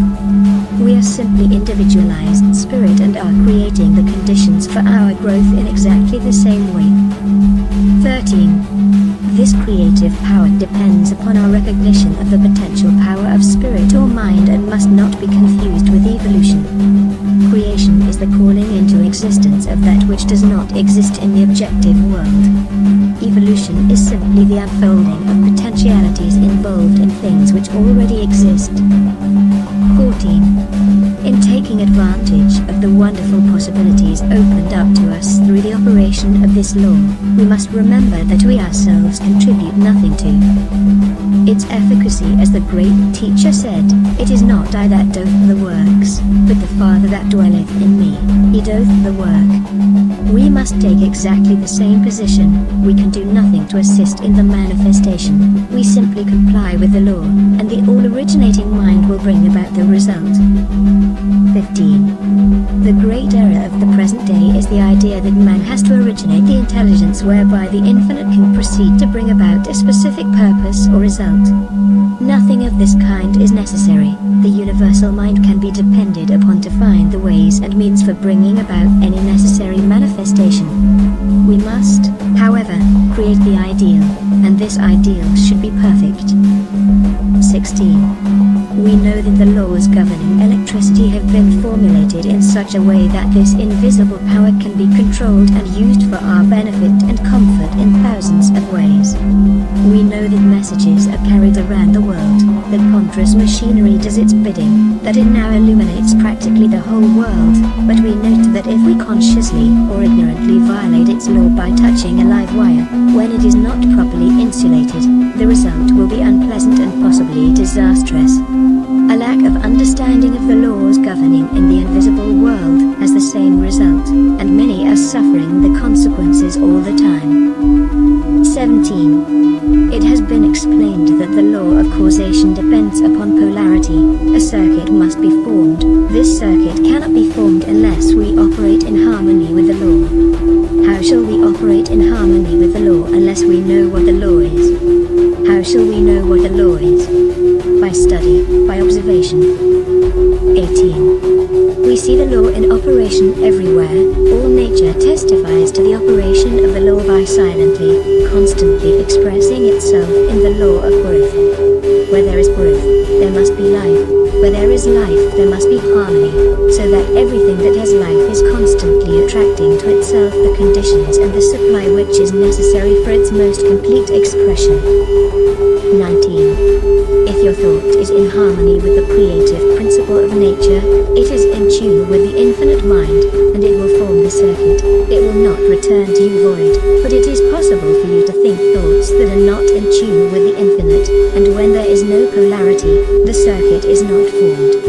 What, then, is the result? What is the result when a dynamo is generating electricity? The circuit is cut off and there is no outlet. The dynamo stops. 20. It will be exactly the same with you, if you entertain thoughts which are not in accordance with the infinite and cannot therefore be polarized. There is no circuit, you are isolated, the thoughts cling to you, harass you, worry you, and finally bring about disease, and possibly death. The physician may not diagnose the case exactly in this way. He may give it some fancy name which has been manufactured for the various ills which are the result of wrong thinking, but the cause is the same nevertheless. 21. Constructive thought must necessarily be creative, but creative thought must be harmonious, and this eliminates all destructive or competitive thought. Wisdom, strength, courage and all harmonious conditions are the result of power, and we have seen that all power is from within. Likewise, every lack, limitation or adverse circumstance is the result of weakness, and weakness is simply absence of power. It comes from nowhere, it is nothing. The remedy then is simply to develop power, and this is accomplished in exactly the same manner that all power is developed, by exercise. 22. This exercise consists in making an application of your knowledge. Knowledge will not apply itself. You must make the application. Abundance will not come to you out of the sky, neither will it drop into your lap, but a conscious realization of the law of attraction and the intention to bring it into operation for a certain, definite and specific purpose, and the will to carry out this purpose will bring about the materialization of your desire by a natural law of transference.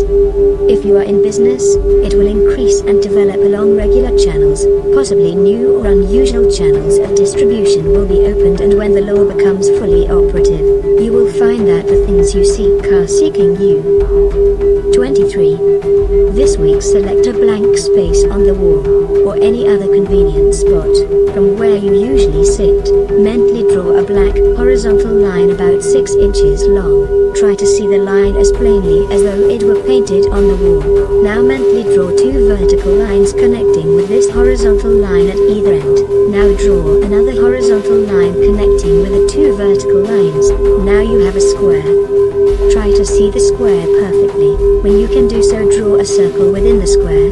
Now place a point in the center of the circle. Now draw the point toward you about 10 inches. Now you have a cone on a square base. You will remember that your work was all in black. Change it to white, to red, to yellow. 24. If you can do this, you are making excellent progress and will soon be enabled to concentrate on any problem you may have in mind. When any object or purpose is clearly held in thought, its precipitation, intangible and visible form, is merely a question of time. The vision always precedes and itself determines the realization. Lillian Whiting. Part 10 Study Questions with Answers. 91. What is wealth? Wealth is the offspring of power. 92. Of what value are possessions? Possessions are of value only as they confer power. 93. Of what value is knowledge of cause and effect? It enables men to plan courageously and execute fearlessly. 94. How does life originate in the inorganic world? Only by the introduction of some living form. There is no other way. 95. What is the connecting link between the finite and the infinite? Thought is the connecting link. 96. Why is that so?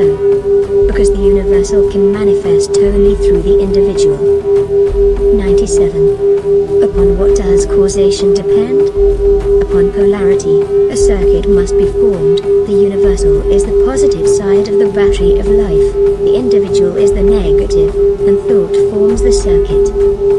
98. Why do many fail to secure harmonious conditions? They do not understand the law. There is no polarity. They have not formed the circuit. 99. What is the remedy? A conscious recognition of the law of attraction with the intention of bringing it into existence for a definite purpose. 100. What will be the result? Thought will correlate with its object and bring it into manifestation, because thought is a product of the spiritual man, and spirit is the creative principle of the universe. A vivid thought brings the power to paint it, and in proportion to the depth of its source is the force of its projection. Emerson. Introduction, Part 11. Your life is governed by law, by actual, immutable principles that never vary. Law is in operation at all times, in all places. Fixed laws underlie all human actions. For this reason, men who control giant industries are enabled to determine with absolute precision just what percentage of every 100,000 people will respond to any given set of conditions. It is well, however, to remember that while every effect is the result of a cause, the effect in turn becomes a cause, which creates other effects, which in turn create still other causes, so that when you put the law of attraction into operation you must remember that you are starting a train of causation for good or otherwise which may have endless possibilities. We frequently hear it said, "A very distressing situation came into my life, which could not have been the result of my thought, as I certainly never entertained any thought which could have such a result."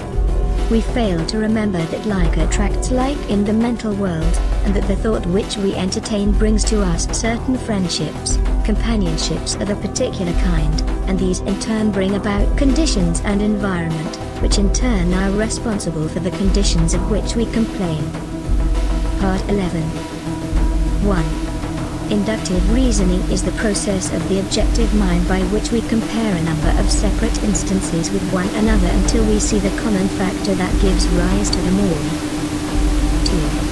Induction proceeds by comparison of facts.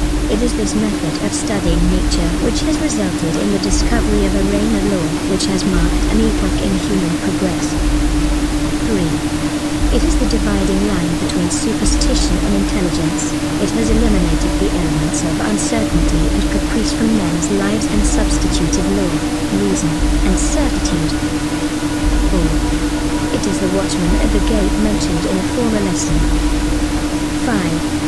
When, by virtue of this principle, the world to which the senses were accustomed had been revolutionized, when the sun had been arrested in his course, the apparently flat earth had been shaped into a ball and set whirling around him, when the inert matter had been resolved into active elements, and the universe presented itself wherever we directed the telescope and microscope, full of force, motion and life, we are constrained to ask by what possible means the delicate forms of organization in the midst of it are kept in order and repair.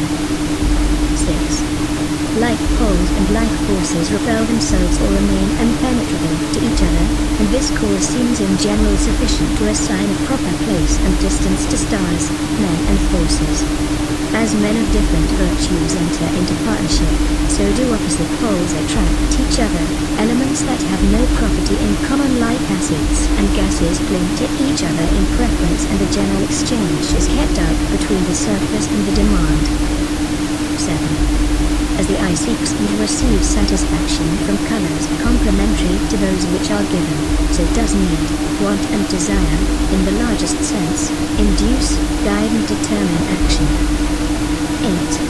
It is our privilege to become conscious of the principle and act in accordance with it. Cuvier sees a tooth belonging to an extinct race of animals. This tooth wants a body for the performance of its function, and it defines the peculiar body it stands in need of with such precision that Cuvier is able to reconstruct the frame of this animal. 9. Perturbations are observed in the motion of Uranus. Liberian certain place to keep the solar system in order, and Neptune appears in the place and hour appointed. 10. The instinctive wants of the animal and the intellectual wants of Cuvier, the wants of nature and of the mind of Leverrier were alike, and thus the results. Here the thoughts of an existence, they're an existence. A well-defined lawful want, therefore, furnishes the reason for the more complex operations of nature. 11. Having recorded correctly the answers furnished by nature and stretched our senses with the growing science over her surface, having joined hands with the levers that move the earth, we become conscious of such a close, varied and deep contact with the world without, that our wants and purposes become no less identified with the harmonious operations of this vast organization, than the life, liberty, and happiness of the citizen is identified with the existence of his government. 12. As the interests of the individual are protected by the arms of the country, added to his own, and his needs may depend upon certain supply in the degree that they are felt more universally and steadily, in the same manner does conscious citizenship in the Republic of Nature secure us from the annoyances of subordinate agents by alliance with superior powers, and by appeal to the fundamental laws of resistance or inducement offered to mechanical or chemical agents, distribute the labor to be performed between them and man to the best advantage of the inventor. 13. If Plato could have witnessed the pictures executed by the sun with the assistance of the photographer, or 100 similar illustrations of what man is by induction, he would perhaps have been reminded of the intellectual midwifery of his master and, in his own mind might have arisen the vision of a land where all manual, mechanical labor and repetition is assigned to the power of nature, where our wants are satisfied by purely mental operations set in motion by the will, and where the supply is created by the demand. 14. However distant that land may appear, induction has taught men to make stride toward it and has surrounded him with benefits which are, at the same time, rewards for past fidelity and incentives for more assiduous devotion.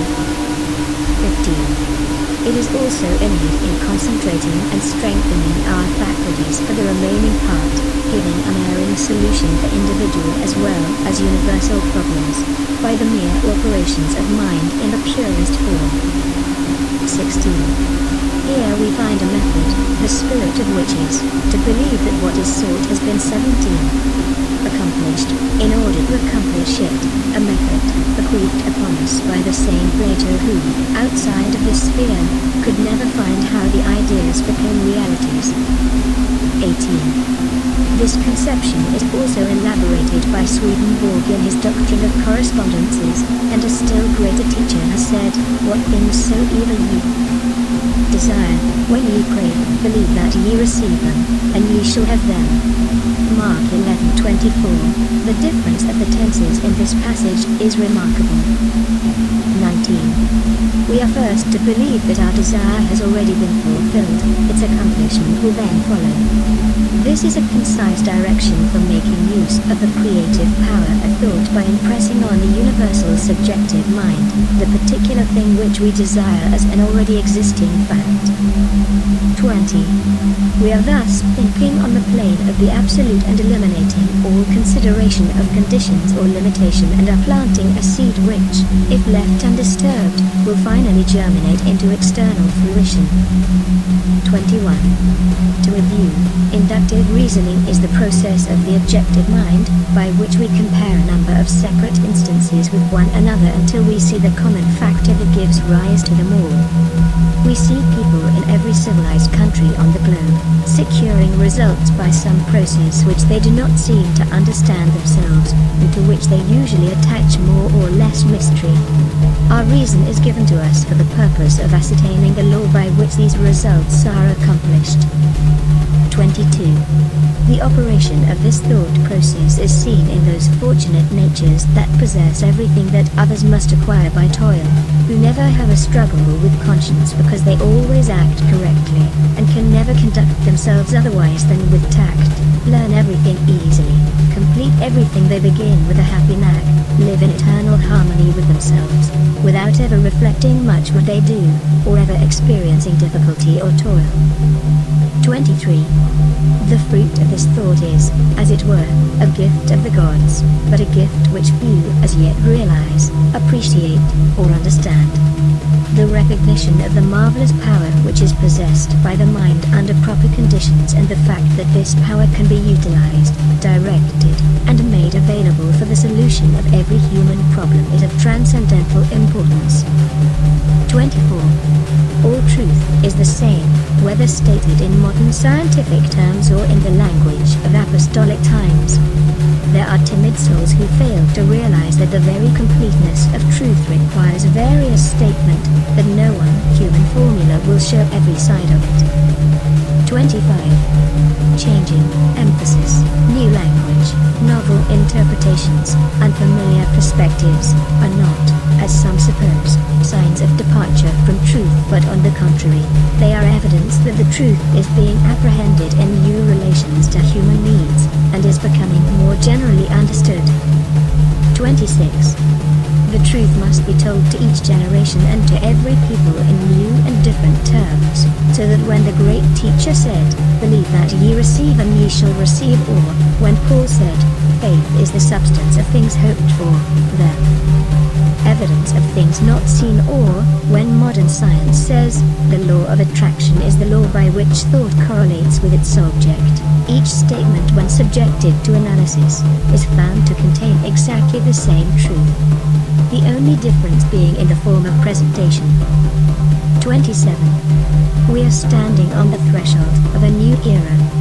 The time has arrived when man has learned the secrets of mastery, and the way is being prepared for a new social order, more wonderful than anything ever heretofore dreamed of. The conflict of modern science with theology, the study of comparative religions, the tremendous power of new social movements, all of these are but clearing the way for the new order. They may have destroyed traditional forms which have become antiquated and impotent, but nothing of value has been lost. 28. A new faith has been born, a faith which demands a new form of expression, and this faith is taking form in a deep consciousness of power which is being manifested in the present spiritual activity found on every hand. 29. The spirit which sleeps in the mineral, breathes in the vegetable, moves in the animal, and reaches its highest development in man is the universal mind, and it behooves us to span the gulf between being and doing, theory and practice, by demonstrating our understanding of the dominion which we have been given. 30. By far the greatest discovery of all the centuries is the power of thought. The importance of this discovery has been a little slow in reaching the general consciousness, but it has arrived, and already in every field of research the importance of this greatest of all great discoveries is being demonstrated. 31. You ask, in what does the creative power of thought consist? It consists in creating ideas, and these in turn objectify themselves by appropriating, inventing, observing, discerning, discovering, analyzing, ruling, governing, combining, and applying matter and force. It can do this because it is an intelligent creative power. 32. Thought reaches its loftiest activity when plunged into its own mysterious depth, when it breaks through the narrow compass of self and passes from truth to the region of eternal light, where all which is, was, or ever will be, melt into one grand harmony. 33. From this process of self-contemplation comes inspiration, which is creative intelligence, and which is undeniably superior to every element, force or law of nature, because it can understand, modify, govern and apply them to its own ends and purposes, and therefore possess them. 34. Wisdom begins with the dawn of reason, and reason is but an understanding of the knowledge and principles whereby we may know the true meaning of things. Wisdom, then, is illuminated reason, and this wisdom leads to humility, for humility is a large part of wisdom. 35. We all know many who have achieved the seemingly impossible, who have realized lifelong dreams, who have changed everything including themselves. We have sometimes marveled at the demonstration of an apparently irresistible power, which seemed to be ever available just when it was most needed, but it is all clear now. All that is required is an understanding of certain definite fundamental principles and their proper application. 36. For your exercise this week, concentrate on the quotation taken from the Bible: "Whatsoever things ye desire, when ye pray, believe that ye receive them and ye shall have them." Notice that there is no limitation. "Whatsoever things" is very definite and implies that the only limitation which is placed upon us in our ability to think, to be equal to the occasion, to rise to the emergency, to remember that faith is not a shadow, but a substance, the substance of things hoped for, the evidence of things not seen. Death is but the natural process whereby all material forms are thrown into the crucible for reproduction in fresh diversity. Part 11 Study Questions with Answers. 101. What is inductive reasoning? The process of the objective mind by which we compare a number of separate instances with each other until we see the common factor which gives rise to them all. 102. What has this method of studying accomplished? It has resulted